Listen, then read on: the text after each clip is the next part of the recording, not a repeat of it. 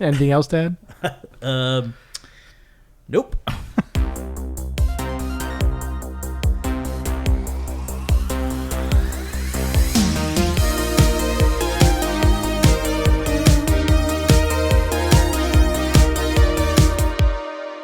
Welcome back to another episode of Enter the Nerdom. I'm here with my co-host Stan Warncini. And Watson Bradshaw. and I am obviously Dracula. Or Chad. Well, welcome to the show, Dracula. Or Chad. Thank you. It was a long trip. Boy, my arms are tired because I'm a bat. Yeah, you get? Oh, because you turned into a bat. To get here, yes. Oh, I see. Yeah, it was a long trip, flapping, and I don't have earbuds, so it's no iPod to listen to. I know that's old. No one has an iPod anymore.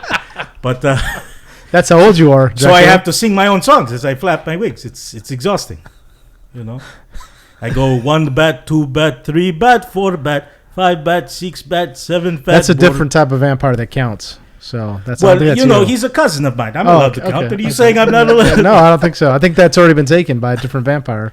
Well, I mean, a different count. You can get sued by Television Workshop.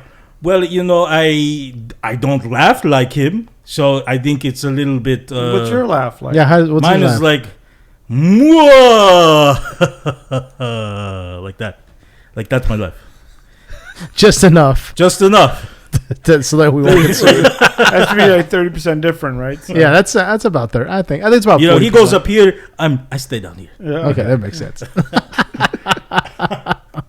How's your guys' week since we last met? It's How's good. it going? Yeah, good. Because I know we can get a lot of stuff this episode. We've all seen a good amount of stuff. Yeah. Experienced a good amount of things to talk It's about. been good out there. Some good flicks, some bad flicks. Some bad flicks. Oh, boy. Flicks. Yeah. Some spooky flicks. Spooky flicks. Oh yeah. Yeah. So this Halloween, we're getting close to Halloween. Thankfully, one of my best, my most favorite holiday. I love it. Best time of the year. Best time of the year. Yes, absolutely. Why do you love it so much? Okay, waiting. I mean, that's not really a question that you would need to use the whistle for. I mean, I thought it would. I didn't get to use it yet, so. Oh, I was waiting for a joke, and that's why. No, I was hoping you'd fill in with the joke because I was like, "Why do you love it?" It's like there you go. Because I get to see my mummy. There we go. There it is. Happy? Yes, I'm happy now. No, I love it just because of the spookiness of the season. It's just it's a great holiday. We have so many fun events, and it's just you get to dress up and go to just amazing Halloween events that are all over the Southland, especially Los Angeles, and I just love it. I just spend every night howling at the moon. I bet. I don't doubt that at all. Yeah, I don't doubt that at all. Yeah. Some of you out there with ring cams might catch me running around through the streets, hairy, butt ass naked. So, and I've rolled around in some fur that disguises me. So. Oh, I thought you were gonna say some fur that's not yours, or well, it's not my fur. You rolled around. Oh, okay. I mean, I just found some fur. Oh, I see. Okay. Yeah. Oh, I thought you were gonna say you got some strange fur. Strange tail, strange fur. Never mind. That went over my head. You don't get. You don't get it. No, go ahead. I didn't. I deserve one. There we go. There it is. Watson, you recently saw a couple films. Yeah. I got to go out there and movies, and we were talking about spooky films. You recently saw Exorcist, Part 2, and Believer, yeah, and apparently you did not like it. It is garbage. Really? Pile of stinking garbage. Tell us why.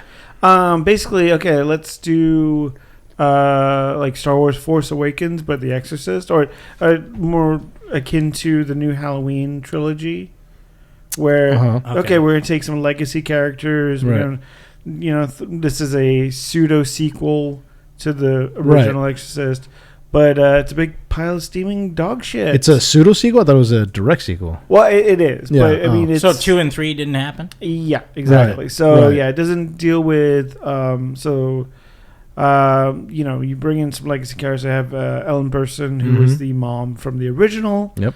And she's in this movie for about 5 whole minutes. Really? Oh, wow. Oh, yeah. The trailer made her seem like she's a huge part of it. They do. They make her, she doesn't show up for, the first, 40 minutes, and then she's in for, 5. Really? Yeah, oh, yeah. Oh. And her That's pretty whole sad. thing is, after the events of the first movie, her and Regan never get along. And basically they haven't talked to each other in 50 years. Wow. And, shit. Yeah, so she's written the whole thing is she wrote a tell-all book about what happened, and her daughter basically hates her now. But it's okay because she gets her eyes gouged out in this movie. Oh God. Wow. Jeez. Yeah, and so there's that, and it's very. God, okay, so I know you don't do. You haven't seen The Exorcist, right? Negative. I've seen the first one. I've You've seen seen a the grand. first one? I've seen a grand total twice. Yeah. Okay. When I was a kid, It's a brilliant movie. Yeah. It's one of an the, amazing movie. Yeah. probably best movies out Yeah. Yeah. there, It right? still holds up too. Yeah, It's a absolutely. terrifying film. And, yeah. It's more about having faith. It's a tale about a mom Right. who loves her daughter so much and is trying to find any explanation for what's Right. happened to her daughter. Right? The fact that it's a demon and stuff is just kind of that's what it's about, kind of, but it's not. Yeah, it's a more catalyst, about, right? Yeah. Yes, thank you. It's more about the mom's love. Mm-hmm. Yeah, fuck all that. In this new version, it's about the demon. Of course. It's Jump scares. there's jump scares Yeah. involved. It's God, and I hate using the word, but it's woke as shit. Really? You literally have Ellen Burstyn talking about the reason why she wasn't allowed to be in the room while the exorcism was happening is because of the patriarchy. Wait. What? Yeah, the patriarchy kept her away from her daughter. I don't. That's the reason the priest wouldn't let her in in the first movie. in the original. Yeah. What? She doesn't literally say that though. So, no, that's a line. She in the literally says the movie. patriarchy. Yeah, it's a line in the movie. Wow. Okay. That Okay. Pazuzu is still Yeah. the demon in this new one, but now there's 2 girls Right. because we got up the ante. Yeah. Of course. Yeah. Doesn't make any sense. Yeah. And with the 2 girls, you've got the African American girl whose father was at the earthquake in Haiti and doesn't believe in God, doesn't believe in anything because of Haiti. And then you've got the white girl whose parents are Trump supporters and are Christian in a way, but they're still nice people. Does that make sense? Yeah. So you kind of have the person with no faith and the person with faith, and they're trying to figure out a way to exorcise this demon out of their daughters. But it's not about faith anymore, or the first one pretty much it's a Catholic movie, Right. to say the Right. least, and this is about we got to get all the faiths together. We got to get a little bit of voodoo, a little bit of this, a little bit of that, a little bit of this. This is the only way to battle this demon is that we have to be inclusive to every faith and every spirituality to get rid. It doesn't make any sense. Huh. And it's sloppy, it's slow going, it's not good. And just watch the original because it's pretty much just a redo of the original. That makes sense. It's The Force Awakens. Yeah. It's exactly what it is. They're doing the Death Star run again. You know what I mean? It's and of course it ends with a big. There's gonna be a sequel. Of course. But it probably didn't make enough. Oh no, it's not. But Oh, it this didn't? was Oh. no. It bombed terribly. Really? Yeah. I think it only made $20 million in opening. I think you're right. Yeah. It got killed by Taylor Swift. Really? Oh yeah, she exercised Yeah, because the shit out of it. Didn't they push back they're going to push back the date, aren't they? Because they were supposed to be. Well, they pushed it up, I guess, because it was supposed to release on the 13th, this Friday. But because Taylor Swift is doing her whatever her tour. Yeah. Right, movie, the tour movie. Yeah, they're now doing. They pushed it up. Yeah. Because they don't want to get crushed by Taylor Swift. Well, and apparently that didn't help. Yeah, no, it didn't help. Even at on all. that 4-day weekend for people, because it was indigenous. Yeah, do you have the numbers? Right. there? Yeah. So it's that's not good. So and this was the first of a planned trilogy. well, that's not happening. Like now. Halloween at least made $80 million. Right. Yeah, well, right. that's so the budget was 30, and they made in the opening weekend they made 52. So and that's at what's at 52 right now, 52 million. So that's not. It's not great. Because they put it. They must have put at least 40 into marketing. So that's not good at all. Yeah. And if that's where it's at right now, it's probably not spoilers. Like Linda Blair does show up at the end of the movie. Good. At least there's that. To kind of be like, no, it's personal kind of moment. Really? It's the Luke Skywalker at the end of Force Awakens. Yeah. It's exactly the same movie. Yeah. Oh, like man. you could literally, it's almost beat for beat. It's like it's crazy. Wow. But I will say, like, the two girls do a great job. Okay, they're terrifying in best of ways. Well, the trailer's terrifying. They're great. Yeah. They are great. I will say that any movie that deals with possession of like a kid, the kids are always like a knockout. Playing, or the most ones I've seen, they've always been. No, it's just creepy in general. Yeah, But you don't have to see this film. I wasn't planning on it. I know you weren't. And unfortunately, I mean, it sucks when, it's the franchise, the IP is so beloved, and that first movie is just, it's a masterpiece, right? And every sequel after that, it's been it's just less and less. It's killing the prestige of the first one. Right, of course. I actually like 3 over the first one. 3 is really good. 3 is great because it's a completely different story. But it also is sort of a right after 1, sort of. Technically, right after 1. It's better than 2 for sure. Yeah, no. I don't remember 3. 3 is it's the cop and it's in the prison. Pazuzu, and the young priest is still alive, but he's been in an insane asylum. That sounds familiar. Because he's possessed by the demons and one serial killer's spirit who's played by Brad Dourif, and he just knocks it out of the park. It's a crazy ass movie. Yeah. It's balls to the wall. It's like a movie that will never make nowadays. Where your protagonist is like a 60-year-old cop. It doesn't make sense, but they would never make that now, but it's so good. Yeah. George C. Scott. George C. Scott, that's it. George C. Scott's in it, really? Yeah, he kills it. And he's playing the cop from the first movie. And interesting. So, my recommendation, Exorcist 3. Yeah.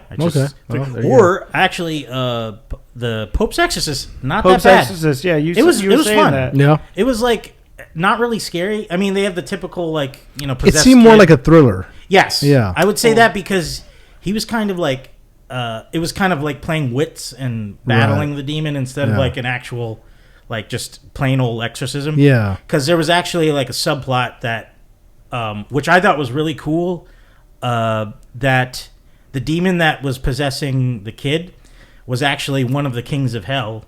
And the thing was, his whole trap was to bring the Pope's exorcist there so he could possess the Pope.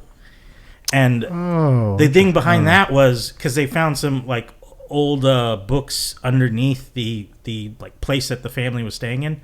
That used to be a holy temple or of sorts, and pretty much the one of the kings of hell, he took over one of the lead guys during the Crusades, and all of that was done under the church's name, quote unquote, but it was really the devil trying to ruin the church. So all that bad, I thought that was creative, where all the torture and everything that the church did was because of a demon that was telling what everybody should do. I see. Okay, that's so I was that's pretty cool. But they didn't really explore too much of that, right? But it was still fun. Russell Crowe did a great job. I had to look this one up, but a fantastic movie is The Taking of Deborah Logan. Oh yes, I've seen this. I haven't seen it. I saw the. I saw a breakdown of it on YouTube. Yeah, once. I was just because I had seen pictures of it before in every good way. Yeah, I mean, it's that kind of found footage, right, kind of thing, which I'm not a fan of. But it's done so well, right, that it's and because it played on the dementia part so much that I was like, maybe it isn't real. And then the finale, that's just the beauty. I was like, holy shit. Without spoiling anything, check that out for your spooky season picks. Yeah. It's I remember seeing I saw the poster of it, and I was like, what that looks really weird. What the hell is this? And I just didn't pay any attention. But then one day I was just flipping through YouTube, and I saw the breakdown of it from this YouTube channel, and I watched it, and I was like, this movie looks terrifying. Yeah, unfortunately, the title, there's so many The Exorcism of Emily Rose. Right. There's all these titles that are all blah blah blah the name, and I'm like, what is the name of this one again? God damn it. Yeah, right. But Yeah, it was okay. So you don't recommend? I don't. No, it's no. I complete dog shit. I went through the. I don't know anything about the movie because I haven't watched it, but I went through the. I just recently did the Halloween Horror Nights. Yeah. At Universal Studios, and they have the maze there for this movie, and it was pretty scary. I mean, I guess it was definitely. There's an area when you first walk in that I don't know if this is in the movie or not, but the it looks like some kind of like a farmhouse. Oh, and the girls they have like because they go in the woods and right, and so you walk in and they have like like dummies of the girls, and they're like kind of like scared. They look like they're scared or kind of like they're being kept there by something. Yeah, and I don't think it's real shit, but it smelled like actual shit in that room, and it was so hot in there. Yeah. Like they turned off the muggy and gross. Yeah, it was muggy, and it like they used something that was close to smell like shit. Maybe they because there was like feces smeared all over the walls. Maybe they went to Party City and bought all that fart spray. That could be it. But yeah, the maze was it was interesting. They had some kind of like white creature. Like it was like a white kind of like Pazuzu. That's probably it. Who kept jumping out. He looked. I mean the costume looked. Yes, the costume looked really. The costume looked really good. Yeah. But the maze itself was was okay. It was like a lot of like hallways that were just kind of painted red. Yeah. I was like okay. It was all right. The maze was okay. I wouldn't want to go through it again just because of that smell, but and because it's that subject. Right. Yeah. But yeah, I'm surprised you went through it at all. I have to. I was like, no, I'm gonna go through it. I'm gonna go through it. But I pretty much kept my head down the entire time. Nope, I'm not looking. Doing the sizes across the entire time. Yeah, pretty much the entire time when I got out, I was like doing it. I need a young priest and an old priest to go with me. No. But yeah, I did Halloween Horror Nights. We did the Rest in Peace tour, which is the VIP tour of it. It was pretty cool. Fancy Excuse me. So it's the first time I've ever done the VIP tour. I went with my girlfriend, and she's never done Halloween Horror Nights at all. So I said, like, why don't we just go all out and just do like the VIP tour? So it's really cool. We got there. There's like a VIP lounge where you like sit in before you're like your tour because you have a tour guide. You have a tour guide throughout the whole night, and then they give you a cool lanyard with like the little badge on it says RIP tour, and then they feed you dinner, which is like a good buffet at this place called Moulin Rouge Cafe, and they load you up with whatever you want there. You get they have pastries there. The food was really good. They put it right to your mouth. Yeah, pretty much. Yeah, as they fan you. Yeah. Very nice. Very nice. There's a cool patio with its own bar, all that. And then, so there's general admission, which like some of these mazes were like 120, 160 minutes. It's ridiculous. Which is crazy. It's like, how do you, like, at that point, you'll maybe do 3 or 4 mazes. If you're lucky. If you're lucky, yeah. And so then there's Express Pass, which is, cuts down the line a lot. So it's like maybe, but 20, 30 minutes. Yeah, if you're like, 20 at the most, right. between That's 10 and 20. Yeah. And then there was the RIP. Yeah. So we just the tour guide takes you in. He's holding up a little torch that's like flashing, and they just walk you right up. Come right in. Yeah, man, it's pretty dope. So we did all the mazes within 2 hours, which is pretty amazing. And then after that, if you want, you can go off on your own, and then your RIP tour is your RIP pass is an express. You use it for the RIP line the entire night. So we just went a couple of mazes over and over again. Nice. And then, of course, they kind of showed you around some of the different areas that you have to walk to get to different mazes. They did the Universal Monsters, and we're going to talk about the Universal Monsters later. Yeah. But they did the Universal Monsters Unmasked tour. So they brought back, because it's I think the 100th anniversary of some of the movies in the studio itself. So they brought back some of their more classic monsters. Like one of the first Universal monsters that they did, which a lot of people know about, is Quasimodo, from Hunchback of Notre Dame. And then, of course, the Phantom of the Opera. So they brought back some of these like classic monsters. I was thinking it was going to be like, like Vampire and Wolfman and Dracula and Frankenstein. Not too much of that. It was mostly Quasimodo and Phantom of the Opera.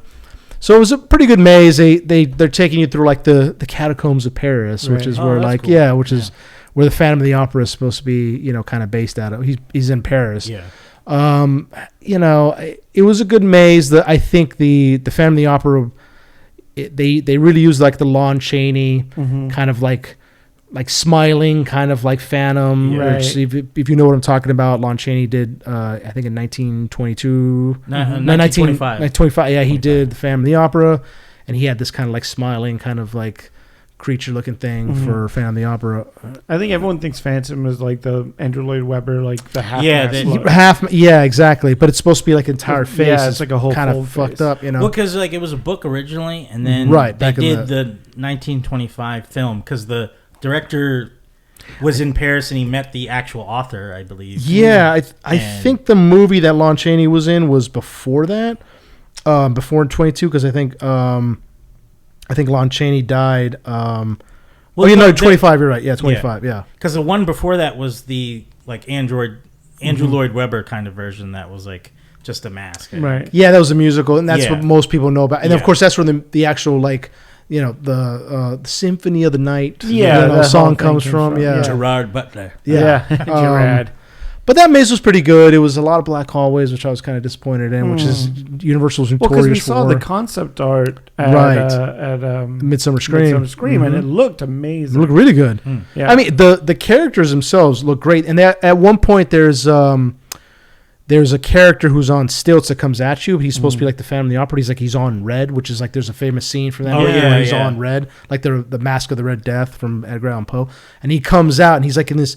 He just like steps out of nowhere. I look great, but it was in a black hallway. So I was like, oh, "Come on, Doc. This is spend some money. Spend some money, dude." What they could have done with that black hallway is like have a row of people up against the walls, but they're painted black as well, and then they just put their arms out. That'd and you be got to awesome. go through their arms. I love and that. Maybe their eyes open, open and closed, so you're like, "Oh, they're it's." I love that. That'd be great. Type of thing. Yeah. So I mean, they had the Chucky maze right next to that, which was. A lot of it is like an animatronic Chucky just kind of like moving its arms and legs. It's being pushed by a stick, like coming at you. Yeah, exactly. And you're like, okay. I mean, look, it looked funny, right? But I think they kind of did that on purpose. They knew they were going to scare anybody because it's kind of tongue in cheek, like the Chucky series is. Yeah. And there was a lot of like Chucky. There was a real cool one. There's a live actress who's like laying on this couch and like kind of throat is slit, and they have the animatronic Chucky like over her like kind of her throat, and she's like laying there like screaming. It was so good. It was, that's pretty cool.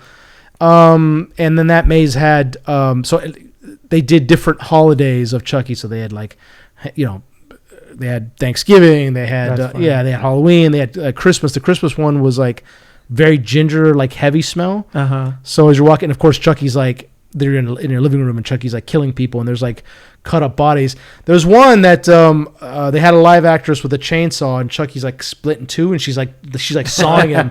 Cool. That's in season 2 of Chucky. Right. Yeah. And then as you're walking by there's like water squirting out. It's pretty cool. And then there's another one in a bathtub where he's drowned somebody and all you see is like this animatronic legs kind of and he's like jumping up, he's like jumping up and down in the bathtub. He's like squirting water. It was fun, it was a lot of fun. So, but yeah, the rest of the mazes were pretty good. Halloween Horror Nights, I've said it on the podcast before. It's not necessarily my favorite because they tend to, I don't want to say cut corners, but to me, black hallway after black hallway after black hallway is kind of cutting corners. Right. Whereas Knott's, every single part of the maze is something like.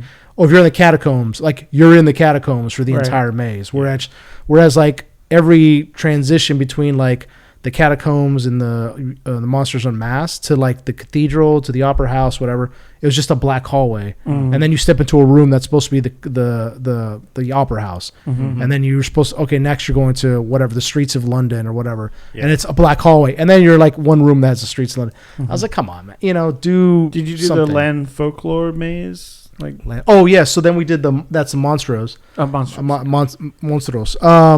We did that. So that's the Latin American legends. Yeah, because that looked really cool. That one was awesome, dude. That one was awesome because we saw the concept art at Midsummer Scream, and what they presented to us at Midsummer Scream was not what we saw. It was better. It was so much better. Yeah, nice. Dude.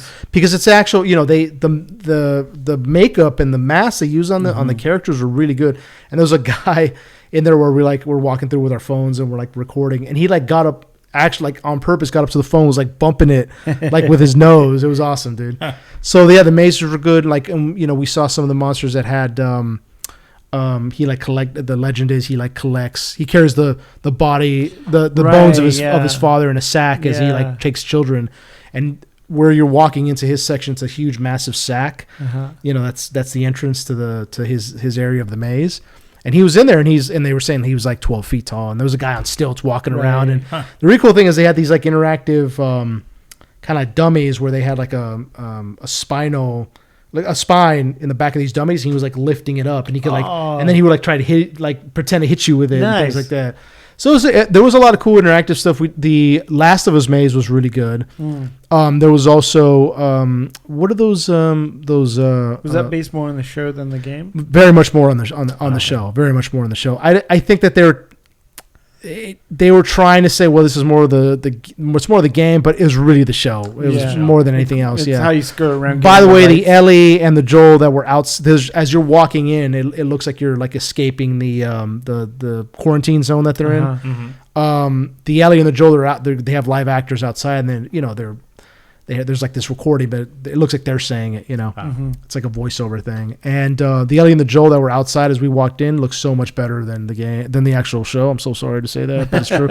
The Ellie looked like Ellie from the game. And I was like, why didn't they get this? I'm sorry for that actress. I love her, but like she looks much better than Ellie. She looks like Ellie. Like she looked like Ellie from the game. I was like, so we walk in, and then they had like a couple. It was mostly I thought they were gonna have more of the infected like coming clickers, out, like the clickers coming out, but it was a lot of like humans like jumping out, be like, oh my god, watch out, that kind of. I was like, a bummer. Yeah. So there was like two sections where there were clickers.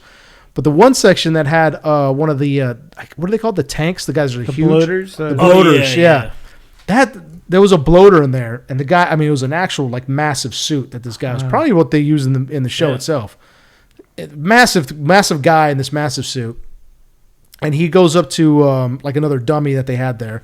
And he looks like he was like splitting him apart from the jaw. Yeah. And he was like, every time he moved it, it would actually like it pulled apart. Oh, wow. It was so cool, man. And then he would like run around and like try to reach out at you and stuff like that. The mazes were really well done. The Last of Us was probably my favorite maze just because of the level attention to detail they put into it. And then you'd see Ellie and Joel walking around. There was one part of the right I kind of didn't get it. Like you turn a corner into like this, like it's supposed to be outside, like on the street. And I don't know what the scare was supposed to be for this, but like the actor who's playing Joel is like, he's just starting like a pull generator. He's just like pulling on the generator, and then that was it. And then he like disappears, and you're like, is that supposed to be a scare? Like, is a scare that there's no more gas, or gas is expensive? I don't understand. That's all it was. Oh. And I was like, okay. That was the only weird part, but a lot of it were pulling it like California, am I right? Yeah, he would like pull it, and then the generator would start, and he'd like walk away and like disappear until the maze again. You're like, okay, it's the loading screen. Yeah. So the scare is you're wasting gasoline because it's pretty expensive now, I guess. And so, but yeah, a lot of it was just like actors like running around. Again, it was Joel like. You're like turning this corner and he's behind this gate and he like runs up to it and he's like, watch out, I'll get him. And he's got like this Molotov cocktail in his hand. You're like, all right, Joel, like I want to see more clickers. Like the clickers, they had like, I want to say they had, aside from the bloater, I think they had maybe 2 or 3 other clickers. People in the actual like the full like makeup with the head. Thing, and that's what I want to see more of. Like I want to see that. Like let me see more clickers instead of humans running around like, hey, and pretending to be shooting at each other. Yeah. And, there's a part where like Joel shoots one of the, not the fireflies, the ephedra, like soldiers. Oh, yeah. And like, that's it. Like Joel pretends to shoot him and like there's two actors. Joel pretends to shoot him and the guy just like, oh, he's hit. And he like disappears. And you're like, it's not a scare, dude. Let me see more clickers, but yeah. But it's still in Last of Us, humans are the real threat. That's true. But I want to see clickers. Yeah. All the mazes were well done. I mean, I recommend it. There's Knott's, there's Halloween Horror Nights, and Would you recommend doing the RIP passes? So I was just gonna get to that. So like our guide was like, once you do this, you probably will never go back to other things. And I was like, it's not bad. It's not bad. They're about $500 a ticket, so it's steep, but You get valet parking. Yeah, go ahead, Chad. Yeah. You get valet parking. You get the dinner. At 11 o'clock at night, they reopen the Moulin Rouge, and they have just like pastries, free drinks, water and sodas. Mm-hmm. They have their own patio. The lounge is only for people with the RIP, so if you want to just go in there and just grab a drink and sit in the lounge, which we did towards the end of the night because our feet were kind of tired, because we redid all the mazes, and we just should start carrying you people, just like right, yeah, bucks, yeah. But yeah, and then they had a which we didn't watch. They had a you remember the Kevin Costner Waterworld show there? So Yeah. I don't think they did it for. I don't think it's permanent, but for Halloween Horror Nights, they're doing The Purge. It's now The Purge. In so, that space? yeah, in that same space. Which I I was thought like, you were about to say The Postman. I'm like, oh my god, that'd be very scary. Costner That'd be very movie? scary. Yeah, that's Kevin love it. Costner's nightmare right there. Those two movies, how much to set him back. I vote Law 7. But I didn't care to see the because I've seen The Purge before, just people running around with masks and shit, like whatever. So we just went to go check out more. We do the mazes again. But yeah, I thought that they were gonna have Super Nintendo World open. Oh yeah, And they we didn't. talked about They that. weren't open. And I asked the tour guide. I was like, I saw something on YouTube, and he's like, yeah. So most likely, it's like that's a misinformation. I saw the same video you're talking about, and that's like a misinformation. Like the guy he got here early, got on there, and then kind of said it's part of the RIP thing. And I was like, fuck, man, you can lie to me. So, but yeah, it was. Would I recommend the RIP tour? I would, because I definitely would. Did you go through the Harry Potter area at all? We went through the Harry Potter area. They're supposed to have like that's a Death scare Eaters and zone now. stuff. Yeah, it's a scare. It's been a scare zone for the last 2. This is the third year it's been a scare zone, I think. And it's pretty cool because they have the Death Eaters there and their masks and everything, and they get really close to you. Like they get right up to you, and there's something like the wand in your face.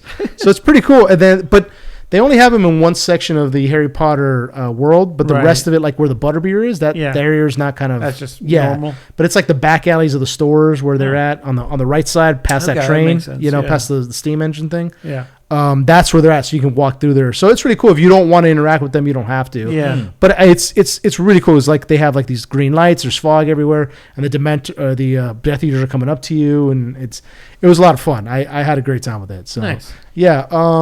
Yeah. Go, Jen. Oh no, I was gonna say if you had the chance to create your own maze for Horror Nights or Knots, what would your thing be? What would it be?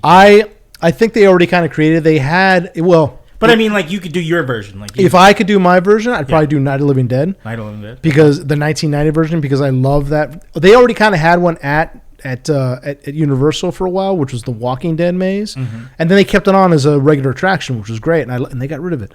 But yeah, I'd probably do probably Night of the Living Dead, where it's like more of like an open world zombie thing. They for the tram this year, they did kind of like their own version, which was like this like half bug, half like man creature thing that was like killing humans, and they're exterminating humans. So you know how they make you walk through the back lot for for Halloween Horror Nights on the tour on the tram. They make you dismount and they walk you through the back lot, which was awesome. The 2012 they did a Walking Dead Terror Tram, and I think they did it for maybe 2 years in a row. Yeah. And it was like the Walking Dead like world, and you walk through it, and they had like fucked up campsites, and the plane the plane crash set from World of Worlds that's still there now. It's like an attraction. I set that up. Yeah, I remember you told me like you were like moving stuff up there, and there was like black widows everywhere. Yeah. That was like that happened in the Terror Tram for the Walking Dead. Zombies brought down that plane. Something happened on the plane exactly. and there were like zombies everywhere. It was so cool, man. Yeah. But and then they have you walk through the set of something Gulch from the movie the alien movie that God, now I'm blanking on the title. Who's in it? It was directed by Jordan. Oh my Nope. gosh. Nope. Yeah. Sorry. Yeah. I was thinking Us, but because I was thinking Us because they had the Us characters there as well. Oh, okay. Yeah. Combined. But I know it wasn't Us. Yeah. Yeah. So yeah, you walk through the set of that Wild West town that was in Nope. Yeah. But they had the Us characters there running around. It was pretty cool. So they're like they're standing there with their scissors and running up to you. So Yeah, it was fun, and that's where that's like where you get back on the terror tram and take off again. Yeah, but I would recommend it. I definitely I wanted to check out Shacktober, but I didn't because I heard it's not that great. But tomorrow I am checking out the Haunted Hayride at Griffith Park. So we'll get a report of that the next. Yeah, episode. definitely. Which is always fun. They have a couple mazes now. They're small. They're not very big. They're like the ones at Midsummer Scream, which is like, they're mini mazes basically. Maze, yeah. And then they have the actual Haunted Hayride, and of course they have food and stuff like that, and scare actors everywhere. So it's fun. It's a good little location to go to. So I'll let you guys know how. I have fun every year I go. Well, I was going to add, if I could make a maze, it would be The Shining, and it would be it would be the hedge maze, and as you're kind of running or walking through it or whatever, we have the father with an axe just chasing behind you, going, Danny, just. I want to say they had a Shining maze at one point. They did. I think they did. Well, if they did or didn't, but also it wouldn't just be him chasing you. Because in the book the movie didn't include it, so I would have parts of the maze form different like creatures, and they would pop out at you. Oh, that's good. And like maybe people like form out of the green and stuff, and I think that would be a fun little one. Yeah, that does look pretty. That does sound. I would do. They did do a Shining maze. Yep. Oh, they did. At Halloween Horror Nights in 2017. It looks like. Yeah. Okay. I remember. I do remember hearing about that. Yeah. Was it the hotel or was it the maze? I think it's both. Oh, it was both. But from the pictures I'm looking at, they also had the outside. For people who can't see, obviously what we're looking at, but they have a statue of Jack Nicholson's character frozen in the snow out there from the movie. I think I would do a Hall of Irrational Fears. So it would just be like, that sounds good. You're crippled by your lack of commitment. No, you're gonna be late for work. No. One of these will get you at some point. If you don't. 25% APR interest rate? No! Exactly. Just every adult fear you have. Yeah. I like that explanation for it, which is what they said that that's the reason why it preys on children's fears, because they're much easier as opposed to adults, which is much more harder to kind of manifest. Right. Like what's it going to do? Like, you're being audited, So you'll never get your father's approval. No! Yeah, that's that was Halloween Horror Nights for me this year, and I recommend it. Nice. I recommend awesome. it. The RIP tour. RIP. Yeah. RIP. And Chad, you recently watched Expendables 4. Speaking of irrational fears. So tell us about it, dude. I heard you loved it. Oh no.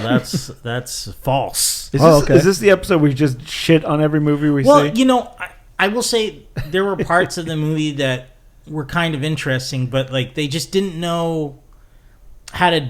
I mean, I don't think they knew what they really wanted, because the movie, they wanted to make money with a fourth Expendables movie. Well, I mean, Expendables. But the thing is, they didn't have whatever it is. You could tell that they didn't have as much money as the previous films. Really? Like there was a lot of CG.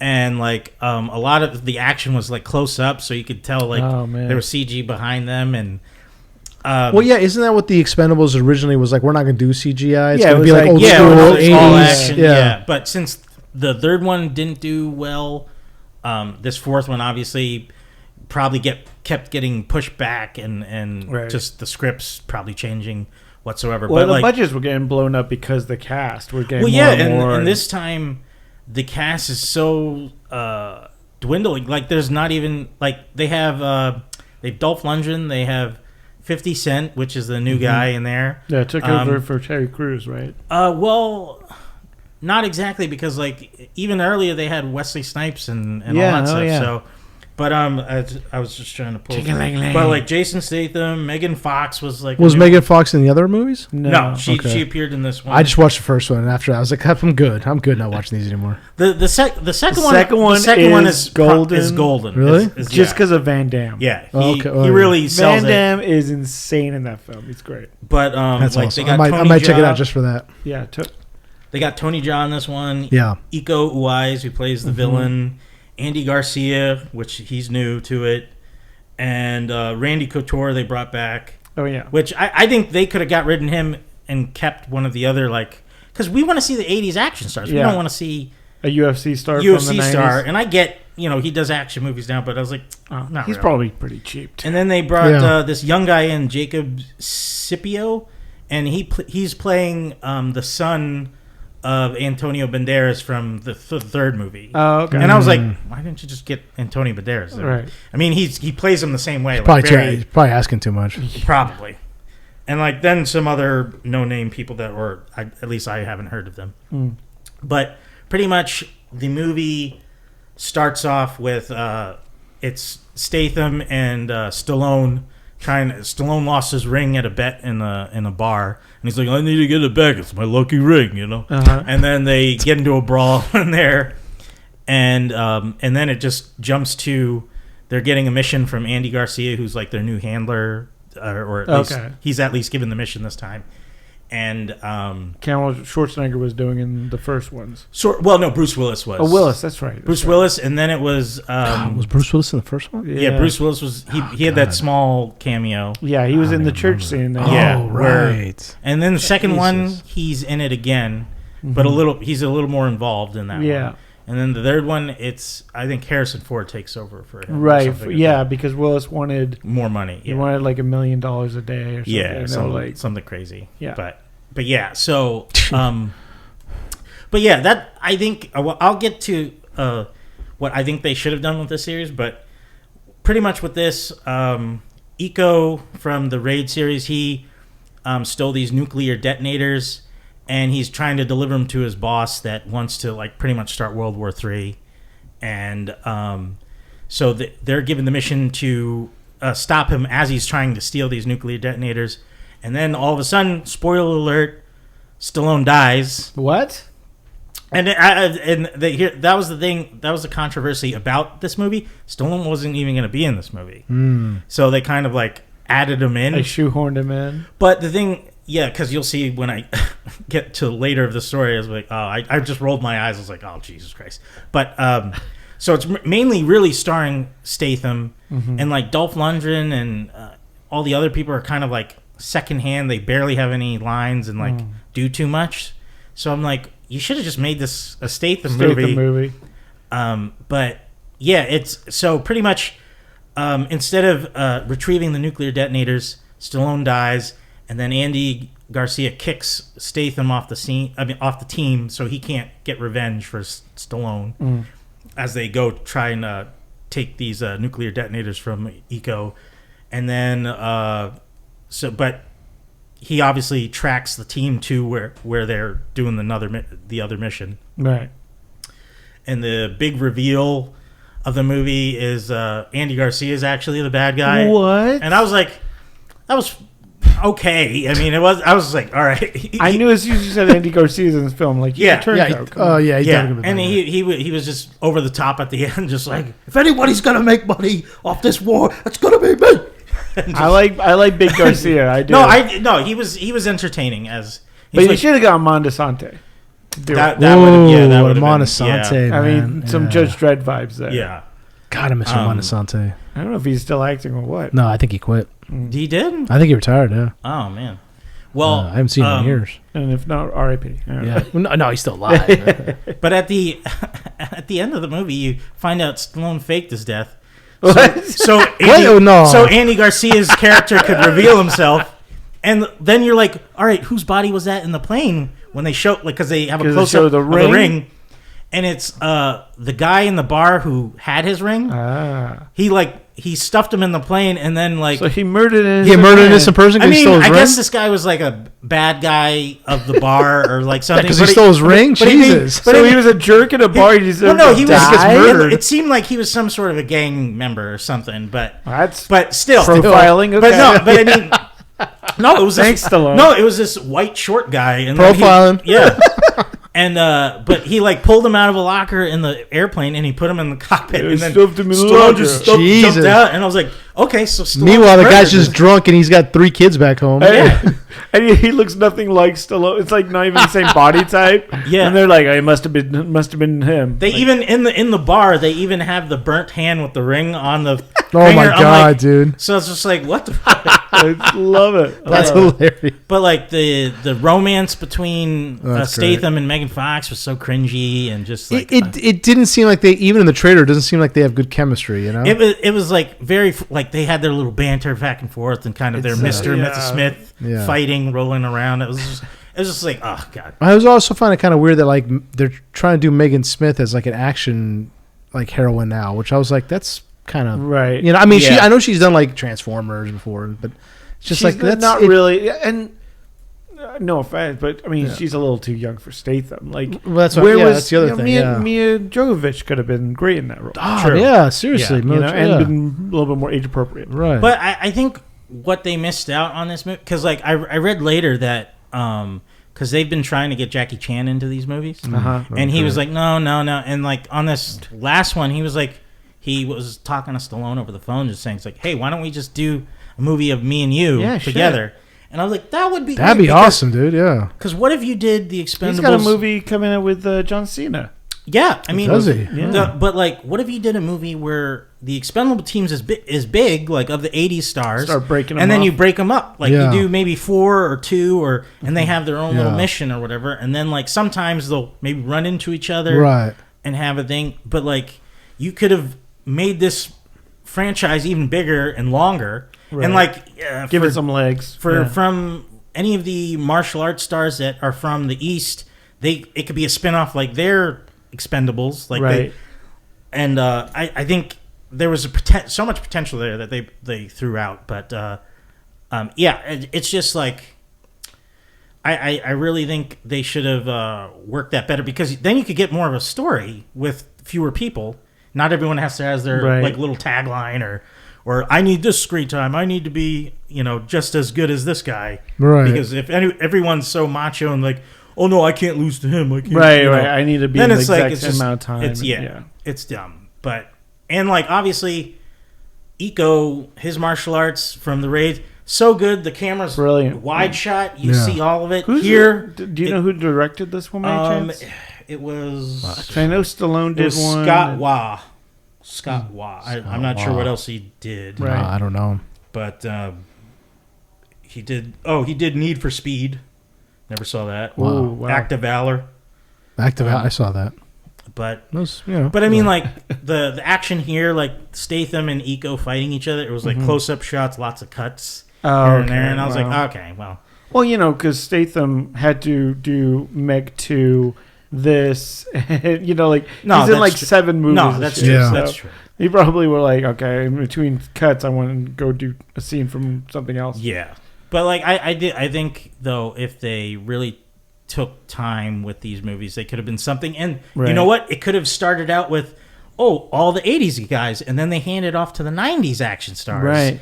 And then and so on. Like you could have had the fan base grow with that. So I don't know. It just That's interesting. I think yeah. they could have took it so many ways, but it just I don't think there's going to be anything after this. Obviously, No. 'cause It doesn't seem like it. No. It seems like it's already losing steam. Yeah. Yeah. So- Well, so would you recommend the Expendable Fourth? if you want predictable action, just if Drunk- you like drunk Jason watch. Statham, yeah, if you, drunk watch. Well, I mean, I'm waiting for the Beekeeper. I don't know Oh, if you that saw looks the really trailer good. Yes, for that. yeah. Yeah, man. What is Yeah. this Beekeeper? So, speaking of Statham, yeah, so Jason Statham is back Of course he as is. a lonely beekeeper who lives with a very nice old lady Mhm. who gets scammed through telemarketing scam and commits suicide Oh, because they jeez. take all her money. Wow. And That's Jason a dark Statham decides to get revenge. And he goes after the Yes, scammers. because you find out he is actually part of a government group called the Beekeepers, yes, who protect the hive. And they're trained men that take out the worst of the worst. Oh God. So No, you're it making this looks ridiculously bad. You're It's making coming this out. It's getting dumped in the middle of January, so you know what's it's going to that? be great. up. Yeah. well, I that's think it actually looks pretty entertaining for what it is. It's kind of like just you have this mysterious named government role, and it's Right. like, all right, he's going to take down everybody. You have Jeremy Irons in there. You do have As a Jeremy villain? Irons as Wow, like that's one of the interesting. scammers. Yeah. I forget Okay. who else is in it, but like, And I think the lady who commits suicide is possibly connected to the government. That's why he probably gets involved. But I'm only speculating. It's like his mentor or something like that. Yeah, kind of like a Equalizer, where his mentor Yeah. was killed, and then he goes on a revenge spree like that. So I think it's like just, burns down a building with honey. Oh yeah, like honey's very honey's flammable. I didn't know that. But it looks like the Didn't action. know that either. I love it. I hope he has more bee puns or bee ways of killing people. I would Like, hope so. He's got like a little. You're gonna choke on pollen, something like that. It looks like a fun watch, like got- a Gerard Butler. He's got a stinger. Yeah. Oh yeah. Stabbing people. Just stabbing someone in the neck with it. But it's like taped to his butt. I just hope someone's gonna open a box and a bunch of bees are gonna come out or something. Yeah. Oh yeah. That that's gonna happen. Yeah. That's gonna happen. And then Watson, you saw The Creator as well. Yeah. Now this was a good movie. I'm glad to say. I've heard good things about this. It was a beautifully shot movie. Gareth Edwards directed it on a really, I want to say $40 million budget. It looks beautiful. I mean, it looks like a $200 million movie. Yeah. But it's got a great cast. You've got and now I'm blanking on his name. Denzel's kid, John Washington. Isn't it Isaiah Washington? No, it's John Washington. Never mind. Yeah, I'm mistaken. But you got him. You got Ken Watanabe. You got yet again a really great performance by a kid. Who's the kid in this film is fantastic. It's dystopic future. It's set in a kind of almost like an alternate reality because you have like the beginning of the movie do this kind of like jump in time where you see like the creation of AI and how AI kind of helps humanity in the beginning part. And like they're like, oh, we're making robots to help us out with our day-to-day chores. Then there's an attack on Los Angeles. An atomic bomb goes off in LA, and they go, well, the AI dropped the bomb on us, and America has now outlawed AI and will hunt down AI. But the Eastern countries have accepted it, and they're like, well, we're going to help AI out. So China and a few surrounding areas are harboring all these AI fugitives, if you will. So it's a very much America versus AI movie. So and it's I'm like watching it, going like I'm like Stan's not gonna like this because the U.S. military come off as bad guys in it, because it's not. It's, Sometimes they do. I know, and it's very much like it feels like an allegory for Iraq and stuff like that, and it's you see AI they don't want a war. Like in the movie, they're kind of hiding out in these like with monks and stuff, and and it's really the American system. Like they've built this giant rig called Nomad, which is a orbital platform that flies over and bombards places, and they're just like, we're going to take out the creator of AI. And John Washington's character was an embedded agent who was trying to find who the creator of AI was getting close to it. Then his cover gets blown, and then he's kind of like through circumstances, like his wife gets killed, and he decides like, I'm just gonna, and it cuts to like 4 years later, he's just like, kind of a drunk, and the military's like, we need you to come back in because you're the only one who knows. You got close enough to find this stuff out, and we need to send you in to find this ultimate weapon that the AI has created. They created this weapon to take us out. And so he's like, I don't want to, why do I care if humanity lives or dies anymore, And they're like, well, we think we saw your wife there. Ooh. And like they show like a video file, and it's like clearly like that looks like his wife is still alive. So he's like, I'm going to go in and find her. Like that's really his mission that he wants. But like, okay, I'll help you out. And they, he goes in with the team, and he's the one that actually opens up the big safe that reveals the ultimate weapon is a small child. This artificial intelligent child named Alpha that, is powerful, but is an AI that is growing. So they're like, this creation, this synthetic being, has the ability to age and will get more and more powerful as they get older. And so at first he's like, well, if I kill this kid, like, I can give back to the military and I'm good. And then he comes to find out that the kid knows his wife. And so he's like trying to find her, and it becomes this beautiful story of this guy trying to get his humanity back while helping this, robotic child, basically. And it's really well beautifully shot. And from what I heard, what they did was, when they were filming it, they wouldn't tell any of the cast members if they were a robot or not. Oh, that's interesting. So, because everyone kind of like, all the synthioid have like human faces. They just kind of have like the gears in the back of the head. So they would get the actors, and none of them knew they knew what side they were on, but they didn't know if they were supposed to be a robot or not, which give them very human characteristics, and so it makes you really feel for them, because through the whole movie, like, he's like basically killing the robots, going like, I'm not killing them, I'm just shutting them off, like, they have no soul, so what does it matter? And then by the end, he feels for them, feels for this kid.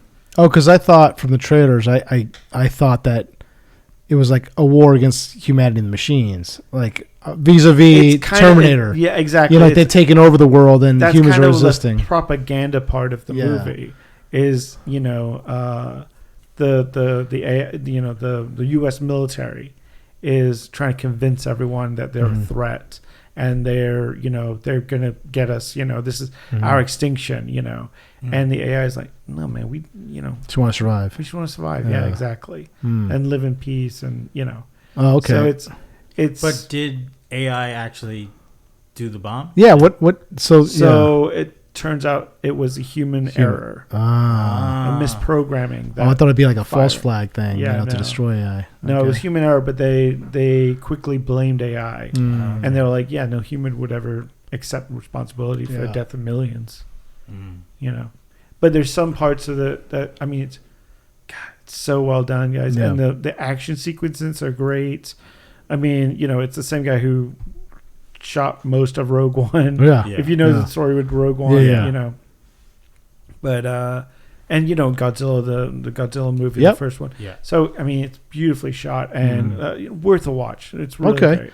Yeah, I've been interested in watching it. I just haven't gotten to see it. Okay. Yeah, same here. Cool. I want to still go. So. Nice, man. All right, and then speaking of Rogue One, Star Wars in general, we finished up Ahsoka. Yes. What'd you guys think? I'm trying to remember what the last episode was about, because it's such a forgettable show. That's the problem with it. Like, a lot of potential. It was very much a lot of potential that was just squandered. But it was very much like Rebels season 5. You know what I mean? Like, like, if you didn't watch Rebels or know who those characters were, I doubt anyone could really get into it. Yeah.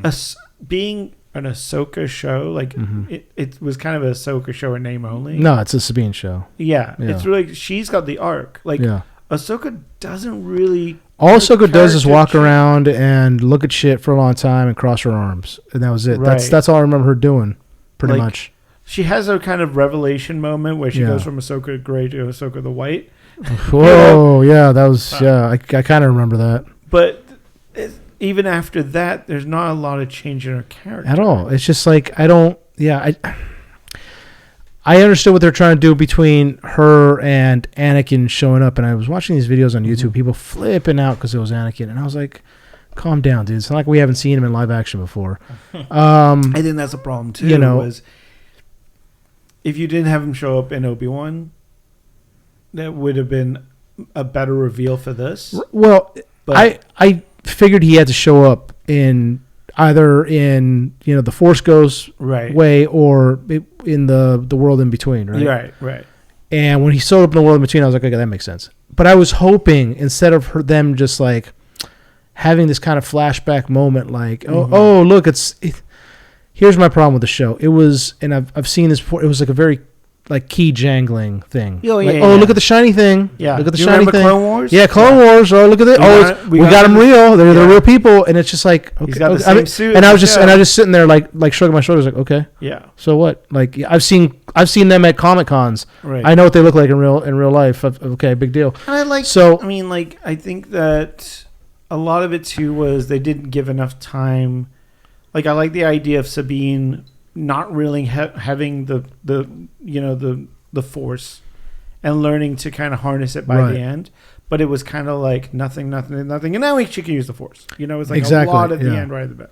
well, I think I was hoping that they would have like a very like heartfelt conversation between her and Anakin. Like, and of course, they kind of left it open. It wasn't Anakin, or was just her, just kind of, in this like ethereal plane or whatever. Well, you do see him as a force ghost At the end. So that was definitely him. But like, Right. I was hoping that they would do something like what I wanted to see was a confrontation, like an emotional confrontation between her and Anakin, because they were so close at one point. And I was hoping that she would say, like, you hurt me a lot. And you They need abandoned that. me. Yeah, they like needed that. You, I loved you like a brother, And and she needed that you moment turned. to forgive him too. Exactly, You and she know? didn't do any of that. And No, the show that was didn't happen. instead the show was like, look at the shiny thing, oh look, we got Rex in live action, we got the Clone Wars. Right. Oh look, now she's fighting some Mandalorians. Isn't that cool? And she's got her, but instead, I wanted to see something heartfelt between them, like her, like how about some emotion in this Right. show? Like, can I just see some emotion in this show in general? Instead of everybody just standing there with their arms looking stoic and that's very interesting. Yeah, so as they're staring at something for fucking 5 minutes, Right. Even when Sabine and what's Ezra met, she's been on this, and I think I talked about this in the last podcast, but she's been That should have been a missing her teary-eyed friend, moment. for 10 years. Yeah. And all of a sudden, hey, what's up? Yeah. Hey, so cool. And that was it. That was like the emotional height of it. And I'm like, are you kidding me? You sacrificed pretty much your entire galaxy. Like, Right. this is one of the was one of the major threats to everybody back home. You get Thrawn the keys. You get to you handed home. Thrawn the keys for this guy, and instead of you like I just having some, how about some tears in both of your eyes because you haven't seen it for so. It's just hey, that's it. That was You get it. more emotion out of Ray Stevenson and his apprentice. Yes. Yeah. Their scenes were electric. Exactly. I yeah. felt. I mean, like watching him, and I was like, every single time I saw him, I've recently restarted watching Rome too, which he's in, So Yeah, good. he's- and I was good. just like, and I've forgotten how good that show is, and I was like, God Yeah. damn it, Ray Stevenson, like fuck, man, Yeah. like I would have loved to see where that character would go. I was just about to say, let's give him a show, Yeah.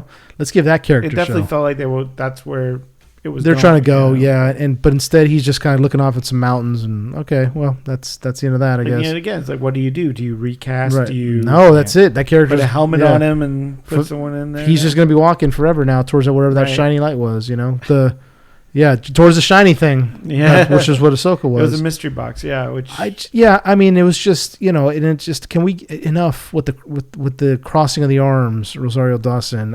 I know it's not her, it's her direction, but it's like, if I see her cross her arms one more time and look just like bored, I'm just gonna, oh my god, dude. right. It's just Give her something to do. give her something to do. Ahsoka had more emotion in the Rebels episode where she actually fought Darth Vader. Yes. That was much more moving moment for her. Right. Her and him. I've said this in the past. None of these characters in the live action version, act like the ones from the cartoons. They don't Right. act. They act like they're all like the same, which is like a block of wood.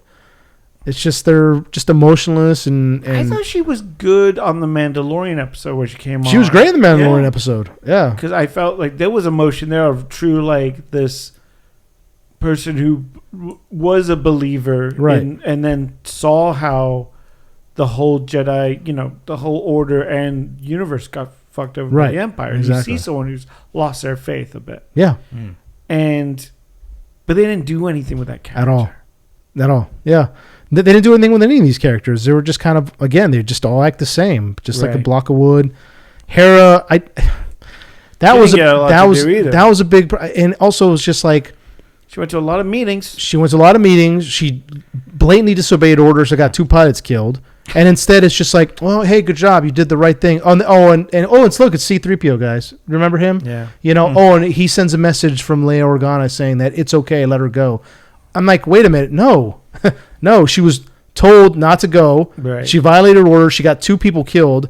She needs to be stripped of rank and fucking court-martialed is what needs to happen. Like, what is this? And instead it's like, well, no, you were right and we were wrong. What? No. Yeah. No, you weren't right. and what did you accomplish in the end? You know, not a whole lot. Because Leia didn't tolerate Poe's character when he fucked up. She slapped him and devoted him. Yeah. And that was a lot. That was what he did was that would be a lot less. After this, though. In terms of timeline, that's True. about Leia. Yeah. So maybe she learned something. I from guess. this. Well, yeah, sure. There'll be a comic book about it. Oh yeah. Go check it out in the comic book. between Yeah, years. it's in the comic book. Yeah, it's in the comic book. Did you watch it at all, Chad? I was just losing interest as I watched, and I didn't end up watching the last episode because it was just like You're not missing much. Anyone that I spoke to, they were like, yeah, it was okay, nothing really spectacular about I mean, it. and everybody's like flipping out, like, oh, they got the zombie, they got the stormtrooper zombie. So what? Yeah. They're not really, but yeah, okay. That was So the thing what, yeah. too. Was like Oh, and then I got something. Go ahead. the stormtrooper zombies didn't really do anything different than regular stormtroopers. At all. Like, yeah, they stood back up, They had green eyes. but that's it. That was it. Like, And then when they were shooting them, mhm, I was like, what the hell, Disney? Like, why? right. When they would shoot them, the armor would like spark, but there was no damage on the armor itself. Did you notice Right, that? Yeah. Mhm. Like, what? Yeah. Like, I don't get this. Like, why? Like, we've seen what blaster bolts can do to walls. Right. Like in Empire Strikes Back, it's just like it takes chunks out of like mortar and like concrete, but it hits these guys and their armor is like still pure white. Right. But you saw a spark and smoke, but they just drop and then they get back up and there's no damage there. I was like, is this a continuous? Is this an error or the is one this that laziness? did get his like mask cut in half? You got to see like the mangled face. Right. More of that. More of that, exactly. Let's I see would more love of to that. see some damage and they're getting up, and you see the characters horrified that they're have a standing great, up with all this damage on them. Stormtrooper zombie statue. Yes, and he's got a chunk of him missing. He's got like ribs showing. yeah, So he's I'm got like, 2 blasters yeah, in I his think we're armor. He's got 2 forgetting, blaster though, damage. It's a Disney show, and they're I like, know. well, we don't Yes, do that. so dumb. Yeah, I know. That's so And, dumb. Like you can see a face for a minute, but that's about yeah, it. but Yeah. one of them still gets their head cut off. Yeah. You know, No blood. no. Anyway. Well, was it with the lightsaber though? Yeah, it was. was cauterized Okay, the so, wound, yeah. quote unquote. But I mean, there was a good fight between Hera and Morgan.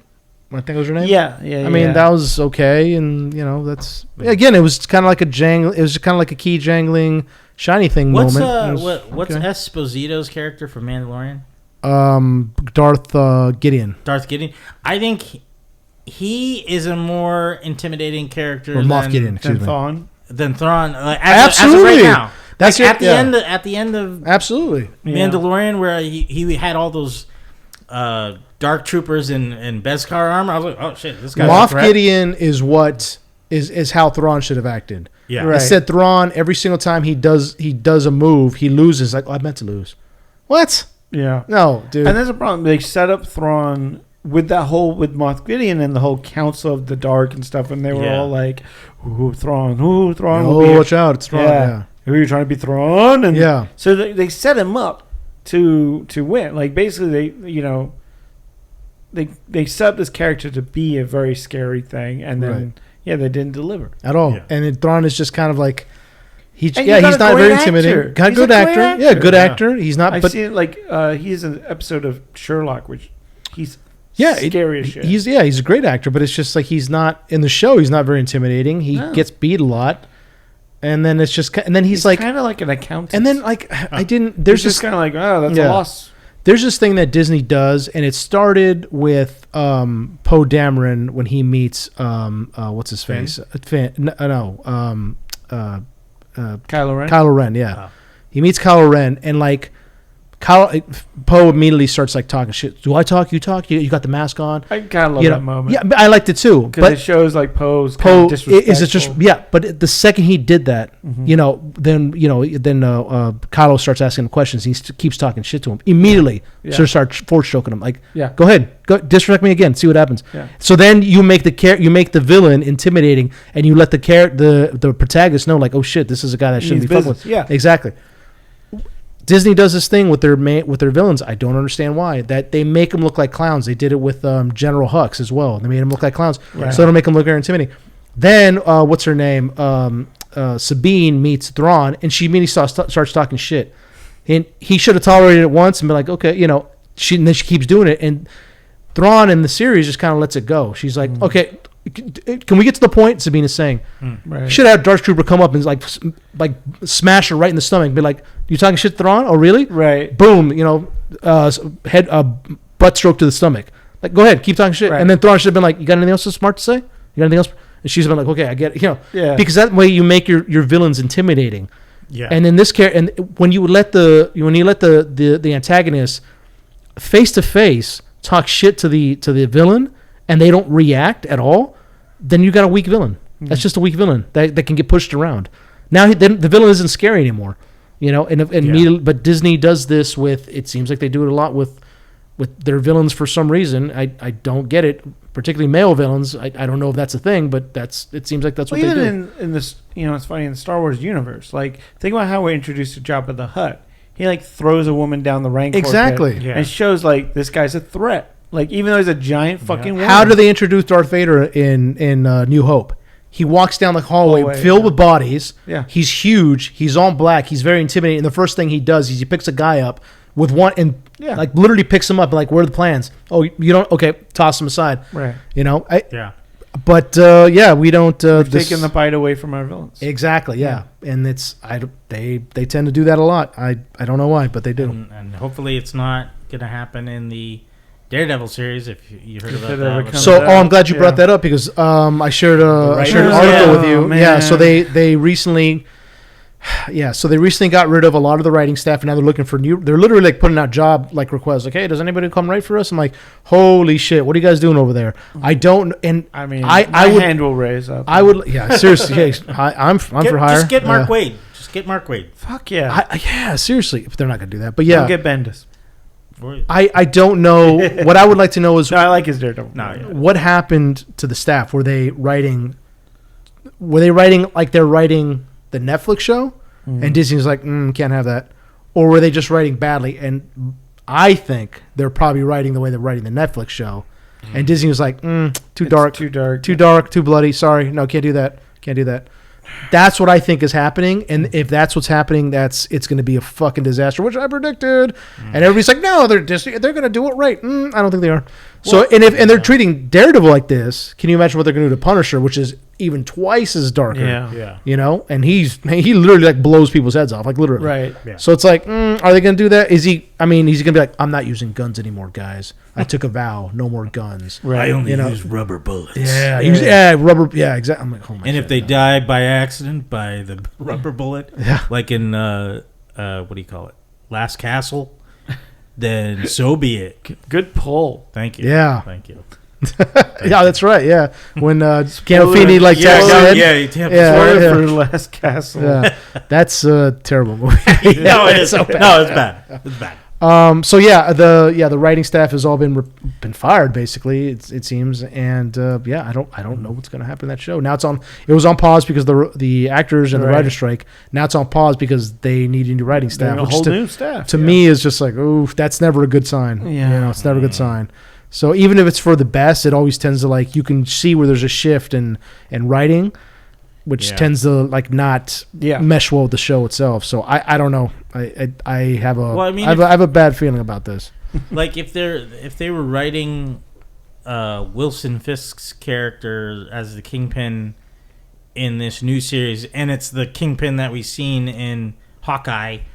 I mean, I think is he still alive? Yeah, is he alive? Because apparently Echo killed him. Well, no, like because he's back. He's back in the Echo series. Yeah, I know. Yeah, and apparently he's got like an eye patch, which is based on the comic. Yeah. He loses an eye in the comic. But I mean, like if they're writing him that way, then they would obviously have to change a lot of Daredevil's abilities. Like maybe he's swinging from a building from like in the comics. I would love that, and that would be amazing. So I'm wondering. We got very little swinging in Netflix. Yes. It's more grounded. But like I wonder if they're not maybe like I'm playing devil's advocate here again. Nice pun. Yeah. But what if Disney was like, oh, you guys don't know how to write more not grounded, like, we want them jumping from buildings to building, Right. being more comic booky. Well, you got that bit in the She-Hulk version. I Yeah, think, and too. so but obviously that wasn't the Daredevil time. Well, that's what So- scares I me. know. That's what scares me. So maybe they had trouble getting there. You got to find out kind of happy Yeah, medium. and maybe Yeah. that was the problem. But Yeah. but the thing is, why not have two types of the writers who have done it, and then the Netflix people, and they work together, be like, oh, this is how we Right. wrote the character. Let's blend it enough to meet what you want, Right. instead of just firing them. Like, I don't understand just firing people like that. But I don't know all the... Yeah, we don't know the inside. we don't know Maybe they were just, maybe it was bad, and they're like, okay, we're taking a Well, route we've with seen our this- shows that we need to We've turn seen around. this with Star Wars too, with the Solo movie. Well, how look, it's like, yeah, look how that turned out. they were filming most of it, and then they just fire the directors Yeah. and we'll film it twice. We Yeah. don't care. Like, Same with the like we said, Rogue One. Mhm. Was kind of it was Gareth Edwards, and then the guy who's doing Andor show, Terry Gilroy, Oh, Tony Gilroy, yeah. Tony Gilroy, Yeah. supposedly filmed the rest of Right. Rogue One. He's like was the real director. Just behind give Star Wars to Tony Gilroy.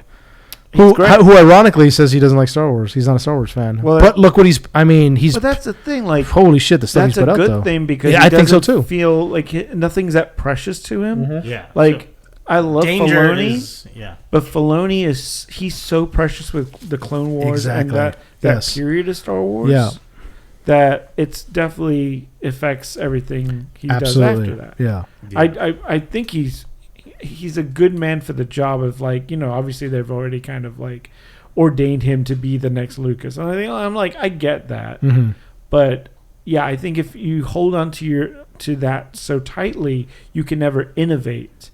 Unlike Andor, which is innovating, Yeah. because it's like we're doing stuff that you won't see on any other version of Star Wars. Right. Well, I Like think you said, that... no laser swords. The stormtroopers are a real threat. Right. Like, which you don't get that anywhere else. No, absolutely. Yeah. I mean, and in Rogue One, the stormtroopers were intimidating. Yeah. Like they were like actual Legit, soldiers. Yeah. yeah. I was like, holy, dude, the dark troopers. Yeah. Those guys were Even badass, the yeah. shore troopers at the end. Yes. But Fantastic. I think with like in the beginning of the television series for Disney, that since Favreau was on board, I think he was able to kind of corral Filoni from like doing what he's doing now. Yeah. And like there's more consequences to things. Now it's kind of like doesn't seem like much matters No, here. no. So I think that's the thing. Filoni needs to be Lucas, but be pushed to the background, and then let I agree. directors or other Yeah. guys like Favreau and someone else too. Well, even people forget that Lucas didn't direct Empire Strikes Back Yeah. or Return Right. of the No, that's Jedi. the Right. thing. That- Like, yeah, so he it's- gave those reins up so he could work behind the scenes. and more. like Filoni could jump in and be like, oh no, this character wouldn't do this, and like Right. or something like that, but he wouldn't be controlling the story. Yeah. So I think that's the thing. They need to pull him back and then put some. I mean, Favreau left for a reason. I don't know why, but maybe he wasn't able to do things he wanted. Yeah, to I do. think because I think because they weren't letting him do what he wanted to do, and he was Yeah. just like, okay, I'll just move on. Yeah. It seems like it. I can see him completely clashing with Kathleen Kennedy, so that's Yeah. probably why he moved on. So, so yeah, I mean, Ahsoka, the first season is yeah. It's like, I'm really trying to rack my brain. It's like what they did happened a lot in of the last one? setup. They left them in the other galaxy. Yeah, Yeah. I And didn't give a shit. Ezra's back in the regular galaxy and Yeah, decided to dress up as a stormtrooper and not get shot. I don't. But so it's setting up for the the supposedly movie that right. Filoni's doing that's going to bring all his creations together. So you can have Yeah. the Mandalorian and Yeah. all his characters against Thrawn being the big bad. Yeah. So Well, I'm sure they'll be able to beat him pretty easily. They'll probably be able to like talk shit to him and humiliate him, and he's not gonna be really a threat. So But maybe Pedro Pascal will get shot and die, and then it'll follow. Grogu. Well, Grogu or because Bo-Katan. Bo-Katan, because Mandalorian's just a Mandalorian. It doesn't it's a doesn't have to be term. specified. Yeah. Yeah. So I was like, yeah, It's I like can making follow. a show called The Human. Yeah, exactly. So, Sure. but yeah. Yeah, that's where. Oh, I forgot to mention when you were talking about Chucky Horror Maze, the new season came out for season 3 of Chucky. Yeah. Is out. I saw the first episode. I'm already just like, this is probably going to be really bonkers season because there's a Chucky doll in the White House. What? Yeah, like I guess it didn't explain how it got there, but like from the previous seasons, they were mailing a Chucky's bunch of the out dolls around, so, and he could be multiple dolls at once. So I was about to say, yeah. How is it matter? in the show he had a new spell, or actually one of the TV movies before the show, he had a new spell where he could be in multiple dolls at once, like parts of his soul. Yeah, he could split it up, and so he had a bigger amount, like an army amount of Chucky dolls at the beginning of the series, and that dwindled as they kept dying and things like that. But now, the 3 main kids are trying to find the last Chucky doll that escaped, and it's at the White House, and it befriended the president's son daughter or something. Oh, okay, and so you don't know what his plan is yet, but he was.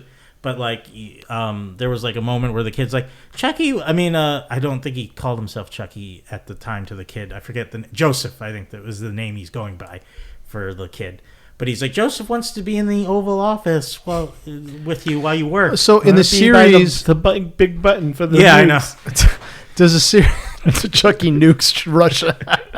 Like there's a part where the kid tells his personal secret service agent that guards him that, sometimes I put my head to Joseph's chest and I hear his heartbeat, and the guy's just like, that's kind of weird. And like when he's in the room later when the secret service agent is in the kid's room, and he just gets curious at the doll, and he leans forward and he finds like a sword letter opener that he stole from the Oval Office earlier in the episode, and he picks it out and looks at it, and then Chucky grabs his gun and just blows his brains out. Oh, Jesus. And I was like, oh, shit. So it's just like, and then like, it's portrayed as like, oh, the guard committed suicide. And I was like, okay. But no, but it was like, it's fun. It's a fun show. It's like zany. So is the show related to the movies at all? Yeah, no. It's a total continuation, right? Total continuation. So have they... I don't like in that universe. Have they explained why there's been so many deaths around those dolls? Does anybody even aware of that, or is it just whatever? A lot of it, like for the younger generation of kids, they've heard of the myth of the killer Chucky doll and stuff like that, but it's like not a thing. It's weird. It's like some people know about it, but then people, like a lot of the adults, choose to ignore and still not believe because they haven't seen it. Obviously, like if we didn't know that like we just heard about a killer dog, right. Like we're not really going to believe that off of someone's word, especially from like 30 years ago. Yeah, so and like Andy is in the show, or at least he was in the previous 2 seasons. He'll probably show up again, and Kyle, the sister from the second movie Child's Play, she's in the show, and like Jennifer Tilly's in the show, and a cool thing about these seasons, like the lead actor from Final Destination, the first one, what's his name? He's an idle hand. Kiwa. I know who you mean. Yeah. Well, the director keeps using him, even though like each season his character pretty much dies. So they just so now he's like the president in this season, and I was like, oh, that's funny. That's cool that he keeps getting work with the guy. So it's not Devon Sawa, is it? Sawa. That's it. Yeah. And he does a great job in the show. He played like the main character's dad at first, and then he had a twin brother it was a whole thing. So but I have a triplet. Yeah, but no, like after the twin brothers are gone, then he's like a priest in the second episode, and then in this one he's the president. So I was like, I love it. I was like, oh, that's cool. They reuse some of the characters that die, so it's fun to just see them again because. But no, I recommend the show. It's lots of fun. It's not really scary. I heard it's kind of like a horror comedy kind of. Pretty much. Yeah. And like you could tell that Chucky's voice has changed. Obviously, he's much older, Brad Dourif, and like the early Child's Play, he was kind of like deeper in the voice, like "Hey Andy," but now his register is a little higher. So Okay. but he still does it. And I forgot in the 2 to 3 TV movies before the show, he brought his daughter on board, Brad Dourif's daughter, right, yeah. and like she played a character, and she was in the show. Her character bleeds into the show as well. So I was like, oh, that's cool. What's up? And like she does a great job too. And like there's a flashback in season 2 where she's playing a younger version of her dad. Like they put the That's wig hilarious. on her, and she's like playing him like, and she's doing his voice and stuff. I was like, that's fun. That's pretty So dope. Yeah. it's great. Awesome, man. That's okay. Yeah, I definitely want to check the show out. I just haven't seen all the Chucky movies.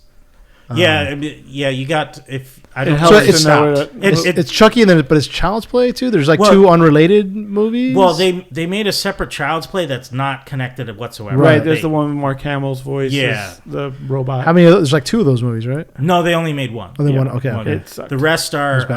are all. Oh, right. It was a robot that went Yeah, wild or something. Like That's some right, guy yeah. put like a bad virus in it. Yeah. And Yeah, it's, yeah. But it's a rights issue because someone has the rights to Chucky, Yeah. and someone has rights to Child's Play. Yeah. And that's why all the movies were done like Bride of Chucky, and you know, like it was, Yeah. same with like Friday the 13th, and they became like Jason versus stuff, and, Right. Yeah. or Jason X. Yeah. Interesting. All right. Cool. Yeah. Definitely want to check that out. And then we've all like because it's Halloween's coming up. Yeah. We want to talk about the Universal monsters and look fun little game that we decided to play that we're all gonna cast our own monsters. Oh yeah. Right, for the classic Universal monsters, Yeah. the Wolfman, Dracula, the Mummy, Phantom of the Opera, Bride Frankenstein, so and so. So let's start it off and like who we think would be if we were to get. We recently, a couple years ago, Universal tried to do its Dark Universe. Yes. So and this they is did us- 2 movies, right? They did the Wolfman, and they did the first one. The Wolfman first- was different. That was its Right. own thing. that was his own. But thing. they tried to start with Mummy, starting Tom Cruise, and that. Well, I think bombed they harder, tried it didn't they? again with Dracula Untold Tales with Right. Oh, it's right. The I game forgot is a about foot that. Dracula. and then that Yeah. didn't do well for some reason. Yeah. I saw it. It wasn't that bad. It wasn't bad. It was bad. I didn't watch either one of them. But so- then they did Tom Cruise's The Mummy, yeah, Which buried it. yeah, that pretty much, yeah, Yeah. it failed to launch, yeah. But I mean, I like the Wolfman with what's his name? Benicio del Ben- Toro. yeah, Benicio I still del need to Toro. see that. They It's say good. I liked it. They It's say good. the director's Liked it. cut is the best version to watch or something. Oh, I haven't seen that. I might check that out. Oh. And I want to see that, but I also liked the new Invisible Man they did. That was like I love the new that was- Invisible that was Man. done Oh, the Yeah. Blumhouse version. yes, I think with the suit? with the camera, Yeah. Oh, it's so good. That was dude. that was Yeah. creative. I was like, okay, It was It was very well done, Yeah. dude. Yeah, I liked it. So let's rate like classic Universal monsters. So they've given us the keys to the Dark Universe, Yes. and we restart our own. Yeah. yeah, exactly. And before we get into it, we know Guillermo del Toro has he's doing a Frankenstein movie, Yeah. and he's cast Christoph Waltz, Oh, it's so dope. Andrew Garfield, Oscar Isaac, and Mia Goth, and they What a haven't cast. specified the What a roles cast. yet. But supposedly it takes place after the book Mary Shelley's Frankenstein. Okay. So, yeah. All right, sweet. Yeah.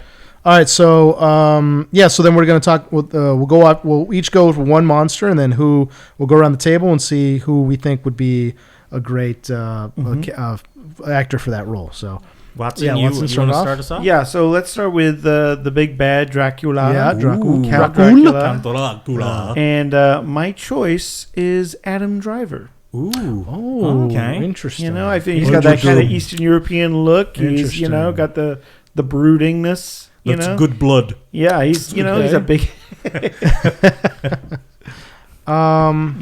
You can go get some nachos. I would say I think he'd be a better Wolfman, Mm. but I like where you're coming from though. Okay. because he is very brooding and very Yeah, you like know, he's- like He's Eastern got that European. intense eye. Yeah. I was thinking about someone Yes, who's got the that eyes. kind of You're eyes. right. You're right. Okay, You that's know? good. Yeah, Chad. Now, I two people popped up in my head. I was thinking Daniel Bruhl, who he was Baron Daniel Zemo. He Oh, was, yes. That I was actually one of the guys I thought that's about for one of he these. was in yeah. Inglourious Bastards. Yeah. And then the other idea was Benedict Cumberbatch. because he's tall. He's kind of got, that slight. and he's got the deep voice to him. Yeah. That was actually my second choice for Dracula. Yeah. But because I love Benedict Cumberbatch. You're a do you consider yourself a Cumberbitch? Why not? Why not? Fuck it. I went with Anthony Starr, who plays Homelander on The Boys. Oh, yeah, and it's interesting what you said because of the intensity of the eyes. Yeah, absolutely. Which he's like. Well, although Adam Driver's probably fits the role a little better because he's got the dark eyes, whereas like Dracula's supposed to have like Eastern European like dark hair, dark eyes. But in Homelander, anytime that Anthony Starr stares at somebody, he looks like a serial killer. Yeah, like he looks like there's like nothing behind his eyes. Absolutely, and that's how good he is with his acting because like he. Like every time he's mad at somebody and he's like staring at them, it's like he's about to tear this person limb for limb, and then go get like a sandwich, like that's how like homicidal he is. I love it. I could see. I know the character isn't on our list, but like I could see him being a Dr. Jekyll, Mr. Hyde. Like he'd be the Hyde version of that. But I know we're not including that. No, it's one. So, but okay, that's an honorable mention. Honorable mention. Yeah. But I like that too. That's good. Yeah. Okay, so we've got Daniel Bruhl, Anthony Starr, and Adam Driver. Are we throwing Benedict Cumberbatch? Oh, and Cumberbatch. Cumberbatch In there too. Okay, which one do you think is our go-to? I do. I mean, Anthony Driver, Adam Driver would be an interesting one. But like, let me ask this: are we doing like a classical Dracula? That's yes. Well, that's why I like the idea of kind of doing the classical version. Classical, me too. Who would be a good step in for Bela Lugosi? Yeah, if it was the 1940s again or the 30s. So with the kind of cone back. Yeah. Okay, so Adam Driver wouldn't have as long locks. Let's say. Maybe not. No. Okay. Because that would be more like Gary Oldman Dracula. Yeah. Anthony Starr would have to dye his hair. And he's a brunette. Oh, that's right. He is. That's right. Yeah. So. Benedict Cumberbatch already, his hair is curly, but they could cut it to be, short and everything like that. But Daniel Bruhl, his hair's already like. That's true. It's not that they're like, we're trying to save money, guys.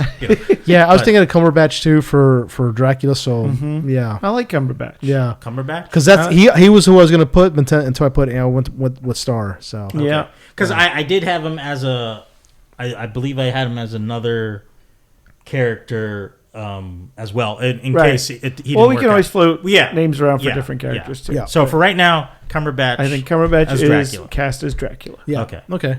Good. Next will be Frankenstein. Okay. Now I mentioned in our chat that we would cast a Dr. Frankenstein and a monster. Yeah. Okay. So is this what you're gonna go? Yeah, well, so for my Dr. Frankenstein, I had Cumberbatch. Okay. Yeah.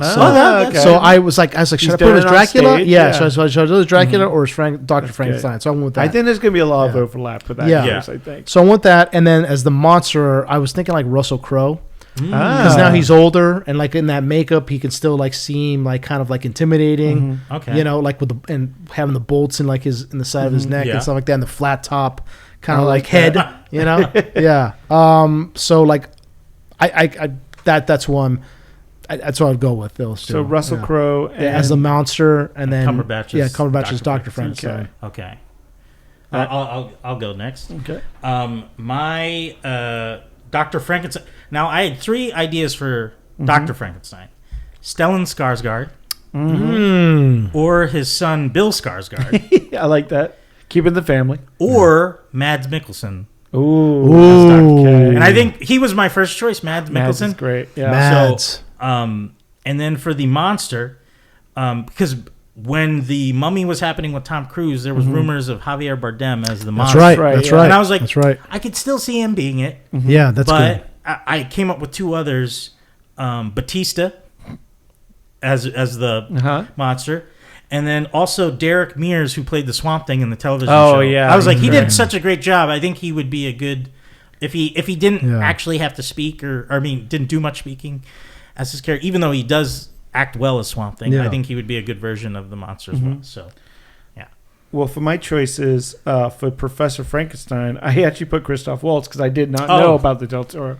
Well, we don't know if he is, but still. Yeah. But I'm going to change that. I'm going to do an audible. Okay. And I'm going to say Michael Fassbender Ooh, as that's Professor Well, Frankenstein. that's Okay. good. That's And good. I also put Dave Bautista as Frankenstein's monster because I wanted someone who could be imposing. He's like 6'4". Yeah. He is big. Yeah. You know, and can really delve deep into that emotion. Yes. And I know that, Oh, that's you know, true. he doesn't want to do makeup anymore because after No, Drax, yeah, but after I Drax. think a role like this is so juicy Yeah. that he would probably do it. Yeah, I think That's I good agree one. with that. That's a good one.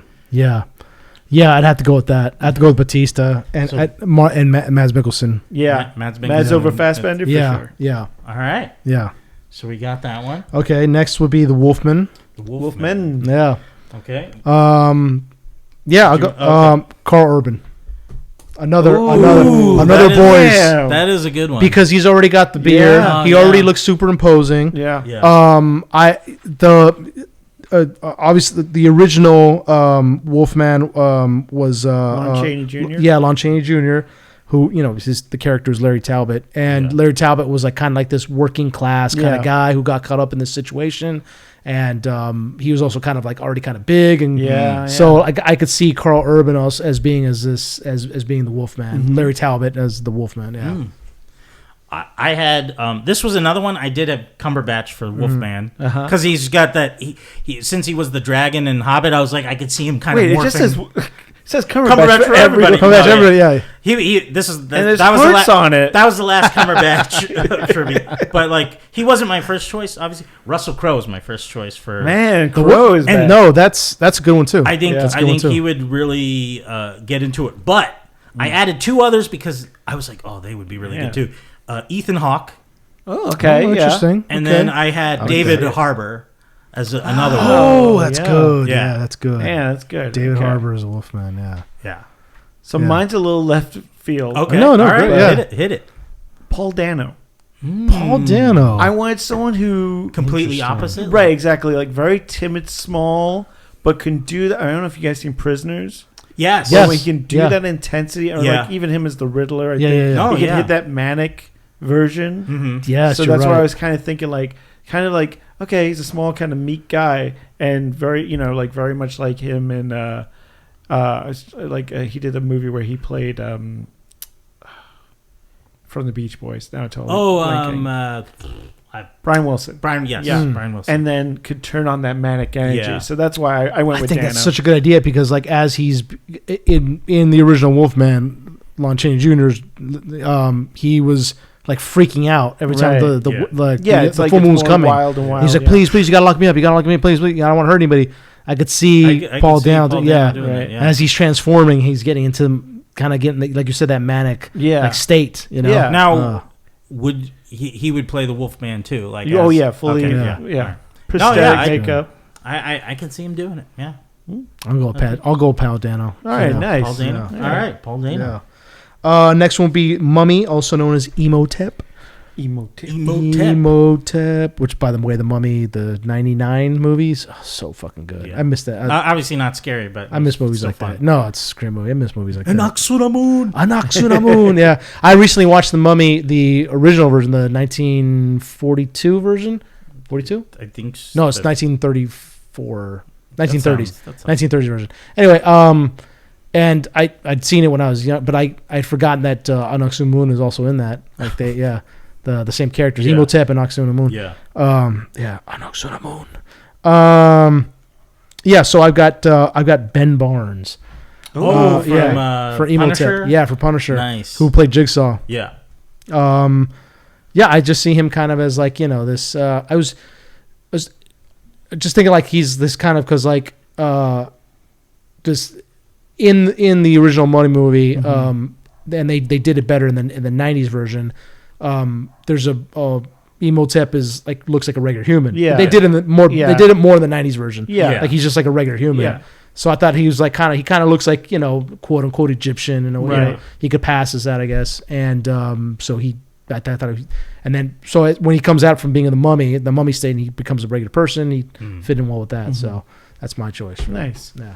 I really wanted to find an actual Egyptian actor. Yeah, I was. I was looking for that an wasn't Arab Rami actor, yeah. Malek. Yeah. Because I feel like Rami Malek is the first one on everyone's list. yeah. Yeah. I found an actor, Khalid El Nabwe, who was in Kingdom of Fire. He's a really good Egyptian actor. He's been doing a lot of Egyptian television and movies for a long time. He's a little older. He's 57 years old. Handsome as fuck, though. Good looking dude. And I feel like, you got to do that kind of like, once the transformation happens, like you have to show like, okay, this guy, he was in it for love and all that. Right. So I would, so that's why I went with that actor. Yeah. So I had 3. I kind of did that, but like I couldn't find an Egyptian actor that really piqued my interest. So I was like, I'll still use a big house name, but they would play. These are actors that could play because they would be from that area. Yeah. So like I had Idris Elba.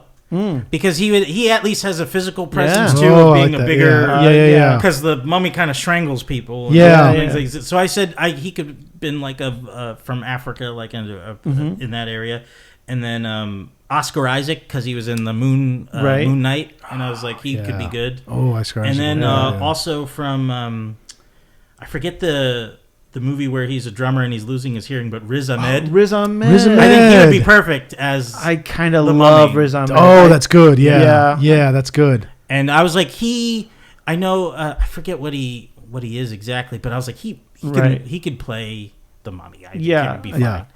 I think I like the Riz He's Ahmed. Lebanese or something, but I think. But no, is, he's an amazing actor. So yes, I was like, I think I'm going with Riz Ahmed. Also, the actor from the '90s movie was perfect. Yeah. Perfect. I can't remember his name now. He retired from acting. He only did that movie like one other. That was it. He's done. Oh no, he was in. He was Hard Target. He was in that. He was Darkman in the Darkman. Oh, that's right. No, movies. but he did retire from acting though. Recently, I think probably he did, recently. Yeah. He played a lot of black. He was in Blood Diamond. He was the bad guy in that. Right. G.I. Joe. He was Oh Zartan. yeah, he was. Yeah. I like we know all this guy's credits, but we don't remember his name. Yeah. Shit. He's just got that face. Yeah. Exactly. But, So Riz Ahmed. I'm going Riz Ahmed. Yeah, me too. I think so that's Riz Ahmed is our emo. That's it. Yeah. Okay. Arnold Vosloo. That's it. okay. Yeah. Arnold, if you're out there listening, we love your work. We love it. And then next would be the Invisible Man. Yeah. Originally played by Claude Rains in the 1932 version. But by the way, that I recently watched that movie too because I'm a huge Universal Monsters, a classic Universal Monsters fan. And have you guys seen the Invisible Man? Yeah, Like 30. It's great, dude. The way when he unwraps for the 1930s, it looks amazing. For nowadays, it looks amazing. Like it's just like holy shit. Like it when he's unwrapping, he's for those who haven't seen it, the Invisible Man is his guy's been turned into the Invisible Man by this potion. He's drunk, and so the only way he can show up is by wrapping these bandages around his head and face, and he's unwrapping them because it's driven him crazy. Right. It's just like there's nothing there, and this is 1930s, and I know. Like, holy shit, looks really good. Like I saw the Chevy Chase one before. I was Memoirs of the Invisible Man. No. And that was done, like late 80s, early 90s. I would like to, for me, I went with Lakeith Stanfield. Ooh. Because he showed some pretty good, like, I knew he was a good actor before, but like in the recent Haunted Mansion movie, which by the way was good. I don't care. I don't know what people talk about. I like that movie. Didn't do well. In it. He's great. But he definitely showed a like huge range of emotion in that, and I think that he'd be pretty good at because he already kind of plays like he's been known to play kind of like comical characters in a way, in Atlanta, for example.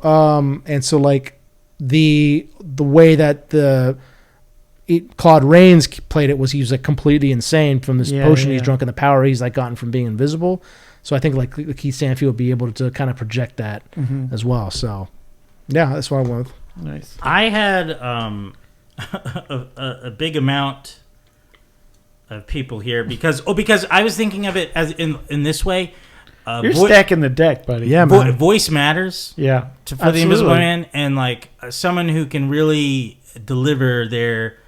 And I came up with a bunch of names that off the top of my head who I thought could fill that role. Wait, just as Chad Cook 7 times. What the fuck? I'm down with that. Samuel Jackson, Okay. Because I thought of Mr. Glass, so I was like, oh, he could be mad scientist type of guy. And then I had Cillian Murphy. Oh, wow. Oh, Cillian Murphy. And then Willem Dafoe. Mm-hmm. And then Bryan Cranston. Mm-hmm. And then Michael Shannon. Mm. And like all those people. Strong list. Yeah, like all those Bryan people, Cranston. I really think, like, if you just hear their voice in the room, you're like, so I don't know. I like Bryan Cranston. That's good. Bryan Cranston. That's a good one. Because he could definitely, he can emote as well. Yeah. Really powerfully with his voice. I went with Sam Rockwell. Ooh, interesting. Yet again, I think he can do the manic energy. Yeah. Yes. Really well. He can show real intelligence. Yeah. That's true. And intensity. And does great voice work as well. So I mean, you could do him doing his little dance. Yeah. Without a head. Yeah, and I mean, I've seen him play bad guys before, and I just I think that's good. I like that. Yeah, Sam Rockwell. You know what? I don't know. I might leave all mine behind and do Sam. I don't know. I mean, but Cranston's a great choice. Cranston's a good one. Yeah. Like, I'd come down to Cranston or Rockwell. No Michael Shannon. Shannon's good too. Yeah. He's got that like tone was like, well, and then when he gets angry, it's just like. I think Killian's a little too understated. Yeah. And like you can't see those eyes, those baby blues. That's true. Baby. That's true. Come on, you lose it. And I mean, Willem Dafoe, he's. So I'd have good. to. I'd have to go with. I'd have to go with Bryan Cranston. Yeah. Bryan Cranston. Yeah. Because I'll go Cranston. that voice is. He can do so much with his voice. He can make you tremble if you want. He could be playful too because of Malcolm in the Middle. Oh, he's very zany and stuff. So I think he's got the range to pull that off. All right, nice. Okay, Bryan Cranston. Bryan Cranston is the Invisible Man. So for the Phantom of the Opera, I went with Michael Shannon. Ooh, yeah. Okay, nice. Because like you were saying, he's got that very like. But then when he wants to explode and erupt, like the Phantom of the Opera has been known to do, I think he can capture. He can still be scary too. That's true. I went with Andrew Garfield. Interesting. I mean, like, I think he can do. He's got a lot of range. Yeah, emotionally. I mean, we saw Silence. He's fantastic in that. And the boy can sing. If you wanted to do the Lloyd Webber version, But I put Garfield. Okay. Now I picked three. Andy Serkis. Interesting. Gary Oldman. And then Bill Skarsgård. That was my third. Loving the Skarsgård, aren't you? I mean, I don't know. They just they excel in the creep factor for me. But would he do it after it? That's the thing. So that's why I was like, if it was a young Phantom, then Bill. But if it's older, I think it's more Andy Serkis or Gary Oldman. Right. And Gary Oldman popped in my head only because of Bram Stoker's Dracula. Right. There's that clip of him singing. Yeah. And I was like, that I could see him playing the organ and singing in the background. Music Plus, he loves night. Disappearing into makeup. Yes, true. That is true. So I think I really see him as... like Hannibal. He's like... You don't even know it's him. Yeah. He was uncredited, I think, in the credits of the movie. It's like... Interesting. I was trying to. I could see Gary Oldman. Yeah, and like also Andy Serkis gets physical into the role. Those are two good ones. Yeah, I think they really would deliver. Who would I want to see? Yeah, I'd want to see Andy Serkis as the Phantom. Yeah, as a Phantom. Yeah, I'd want to see him. Yeah. All right. What are you? I was going more Oldman, but that's the thing. I'm so it's either or for me. One, it's tough for me to pick. But I'm a fanboy for Oldman, so I would probably lean towards Oldman though, just because he would go really into it. So that's two for Oldman. That's true. That's so. true. You're right. He kind of would. Yeah. Okay. Oldman. Yeah. Okay.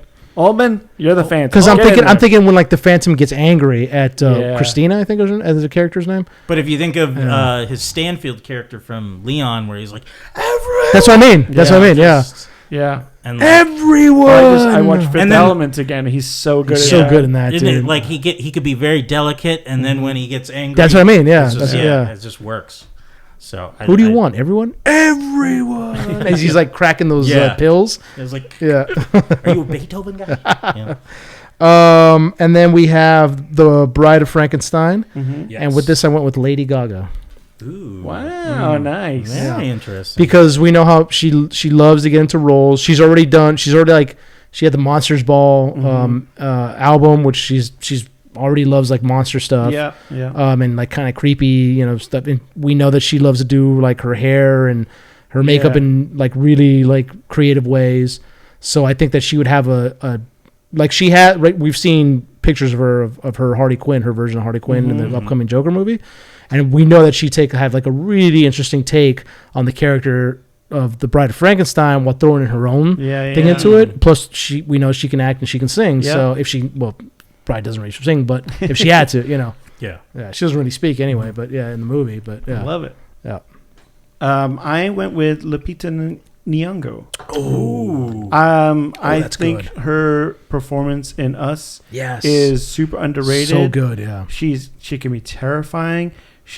But like gorgeous at the same time. You know, like what I mean, like this shocking beauty, and that's so good. I think she would kill it. That's so good. Yeah. I had 3. Oh no, so I had 4. And I don't, because like I was thinking of that famous shot of the light hitting her eyes, and you get that facial features of the bride. Yeah. And like these 4 people immediately popped in my head with Helen Bonham Carter, Elizabeth Debicki. She was the head of the Golden people in Guardians. I forget their name. Oh yeah, okay, yeah. She's very tall. The Queen lanky. in Guardians 3. Oh yeah. Okay. But I was like, shit, that Adam was just Warlock's mom. That was kind of a last add-on for me. Yeah. Her. But Kate Blanchett, okay, and then Jessica Chastain. And I felt they all like I could imagine the hair, that's the kind of features profile, that, So it just popped in my head. But I mean, yours is really good too. Yeah, So. I think Lupita. Yeah, I could see that. I would. I mean, yeah. Yeah, that's good. I see Lupita every night in my dreams. Hey, get out of there! Get out of there, Lupita! Get out of his head! Oh, I didn't do my homework and I'm naked. So yeah, that's our list. Wait, no, we forgot. Creature from the Black Lagoon is just a guy in a suit. Well, no, but we all know who it is, right? Who do you got? Doug Jones. See, I decided not to go Doug Jones because I didn't want to do what's his name? The water one. Fuck. I know you mean. Yeah. The Guillermo del Toro. Yeah, exactly. I was like, Fishman. he already did that. So, but I mean, he did it even before in Hellboy. I know. So. But I went. I mean, if they went, I was like, how would they? And I put Andy Serkis. Okay. I had Andy Serkis in mind. Because he's such a good physical. I didn't choose any because I didn't think we were going to do. Even though Creature from, I have a poster of him on my living room here. I love Creature from the Black Lagoon. It's one of my favorite monsters. But it's not. It's a thankless it's just role. Yeah, it's just a guy in a suit. Daniel Day-Lewis. Right. Exactly. Well, like if the Creature of the Black Lagoon. I could see like Andy Serkis. It would be motion capture. Where he would use the studio. That's good. And I was like, okay. And then, like, obviously, it would be practical if Doug Jones did it. Yeah, Doug Jones is. Yeah. He's like, don't worry, I already have the suit. It's like, exactly. I got it. I guess I don't remember when he was actually in a lot of water in that suit, right? Yeah, it was. Yeah, because same with the original actor that was in the Creature in the Black Lagoon. Yeah. That was like a rubber suit, and he's like swimming around in it, and it was like filling with water. Yeah, so he could only be down there for a little bit. Yeah. Holy shit. Yeah, Doug Jones is. I mean, like. The guy is a pro at it at this point. Yeah. Richard Carlson, I think, who was the guy from the Creature of the Black Lagoon who was in the actual suit. Oh man, that's crazy. Yeah. I like that. I like so that's our monster pick. Cast. Let's go. Let's do it. Universal, give us a dark universe. Yeah. We'll fix it, dude. We'll fix it. We'll send it down the right path. Yeah, we'll fix. Believe me, we know what we're doing. And is there anything else you guys want to discuss? I know that you. Dumb Money. Watson, you saw the trailer for Dumb Money. Well, I saw the movie. Oh, the movie. Excuse me. Yeah. What did you think about that? It was all right. It was it was the Big Short, but not as funny. Or it felt like it was trying really hard to be the Big Short. I was more interested in the actual story of the GameStop stock. This is about the GameStop. Yeah, this was all. It takes all place during. Yeah. It's funny because it takes place during the pandemic, so it takes place 2020, 2021.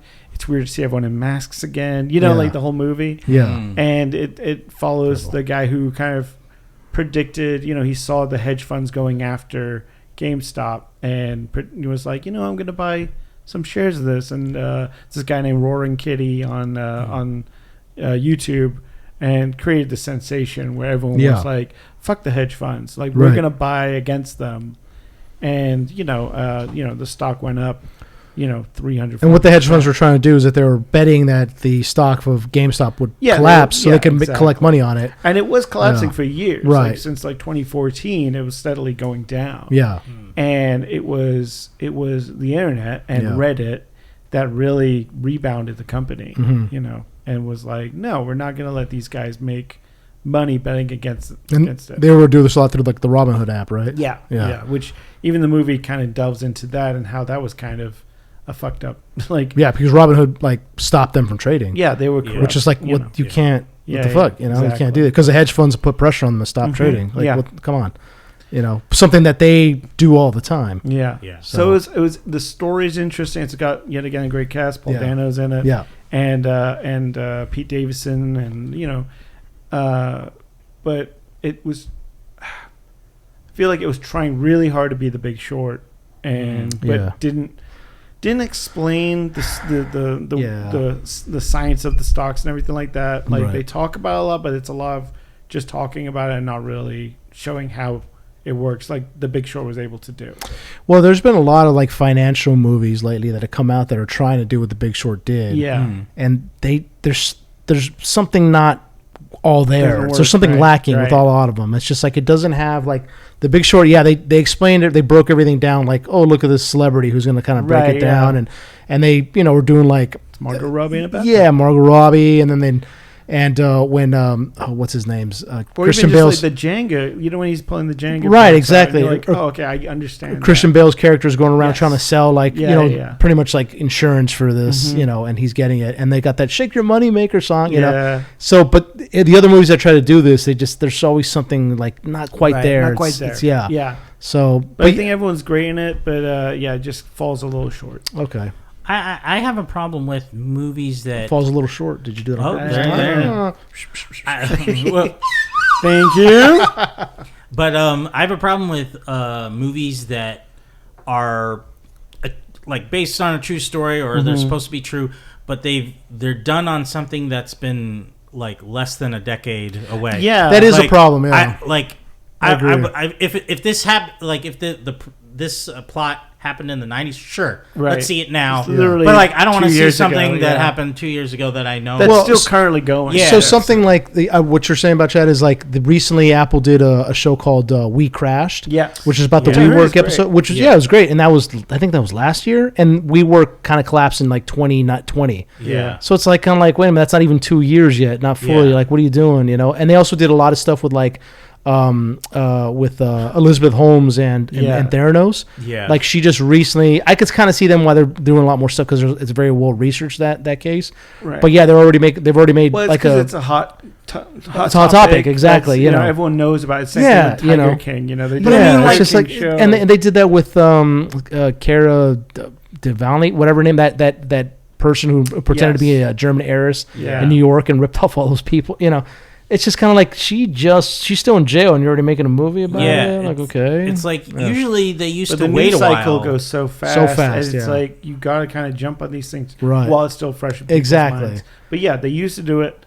We used to give it some time so that you can get all the facts, and gather all the evidence before you make a movie that could destroy someone. Well, I mean, like I don't have a problem if it's like a document in the form of a documentary, episodic. Form, and they're kind of investigating, but also like for entertainment as well. But it's not like a movie about what happened.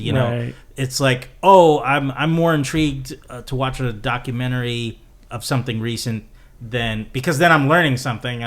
But this is like I don't want to be entertained. I'm still upset that this happened. I don't really want to watch it. Like and I love Paul Dano, but I was like I'm not interested. Yeah. And I'm sure we're going to see a million pandemic movies. Yeah, well, they did make a documentary about this case, which to me is a little more relevant. Yes. because they're interviewing the people that are involved in it. Yeah. Like this is how we did it, and now to me that's great. But yeah, a movie was like, okay, that's a little weird. By the way, I was talking about Anna Sorkin, also known as Anna Delvey, the fake German analyst. Yes. Oh yeah. It was just that's so funny. But yeah, I mean, it's. I wanted to check this movie out, and so do you recommend it? I recommend it, Yeah. but I don't think you have to rush to theaters for it. Yeah. I think it's definitely like it's kind of you can watch it. Wait 10 years and then watch it. Yeah, it'll be on Yeah, there you go. Yeah. yeah. And you can be like, oh yeah, I remember that. Oh yeah, that kind of that's weird. Yeah. Yeah, were those masks about again? I don't remember that. Yeah. Right. Yeah, that was. I mean, it was weird to see that kind of like. Oh man, I remember those times. It's like weird to feel nostalgic for it. Which is Yeah. I don't. Like I don't. I think I remember it was like maybe 2-3 years after 9/11 they did the flight to Oh yeah, movie, and I was like, Nick what are you guys Cage, doing? that was 2006, I think. Nick Cage one with the. Well, Well, that was more than first. one. That one was first. Yeah, I that think. was first. Yeah, And then they did another one, and I which was is like, Flight United in '93. Oh, yeah, the one yeah. that crashed before. Yeah, that's have you guys seen that movie? No, I haven't seen it. That's a rough movie to watch, dude. I bet. So that's a rough movie Yeah, to I watch. The don't- way I it ends, remember- right? Oh, Yeah, I shit. remember it coming out and going like, it's too soon. Yeah. Well, funny enough, I saw that. I was in Afghanistan, Okay. and I bought it. I bought the bootleg copy from the Afghans because they had these bazaars. You could call them bazaars out. They would set up on post. Mm-hmm. And you could buy stuff from them, and but a lot of their business was like bootleg DVDs and TV shows, and that's where I bought. That's where I first saw this movie in Afghanistan, 2006. Bought from the Afghans. Oh wow. It was just like That's okay, yeah, funny. And yeah. While it was Full still circle, baby. yeah, they're like, this and, is a great movie. yeah. They're just like, The Afghan title is something like, haha, funny time. Like you sons of bitches. But yeah, it's I definitely want to check it out. So this because it's a funny story, the GameStop thing. Yeah, Yeah, Funny absolutely. shit. Yeah, do you guys have anything else? No, that's about it for me. Cool. Sometime soon, hopefully, I'll have. I wrote a novel a couple years ago. It's about it takes place right after the Civil War in post-Civil War Atlanta, which was destroyed by the fighting. And a serial killer begins to leave bodies in the ruins, and the Union Army dispatches a young lieutenant to go investigate. And of course, he's got all kinds of PTSD problems, alcohol problems, and he's got to check out this kind of solve this case. Mm-hmm. So it's being recorded right now by our friend Matt Zunick, Friend of the show. Friend of the show. He's a voice artist, so I contracted him to do an audiobook for me. So hopefully it'll be out soon, and then I'll put it up on YouTube and let you guys know when it's out. Awesome. And want to check it out? Watson, there's this other podcast. I don't know. It's about like LA and stuff. I've heard of this. I also have the thank you for the plug. I also have the LAX podcast available also on Spotify. Please check it out. Sliding us two $20 bills right Yeah, Yeah. It's like, brought to you. thank Yeah, you. Enter the Nerdom. Brought to you by the LAX files. It takes place. I interview people who have something to do with Los Angeles, the people, places, organizations, and history that make Los Angeles what it is. I should have 2 podcasts up soon.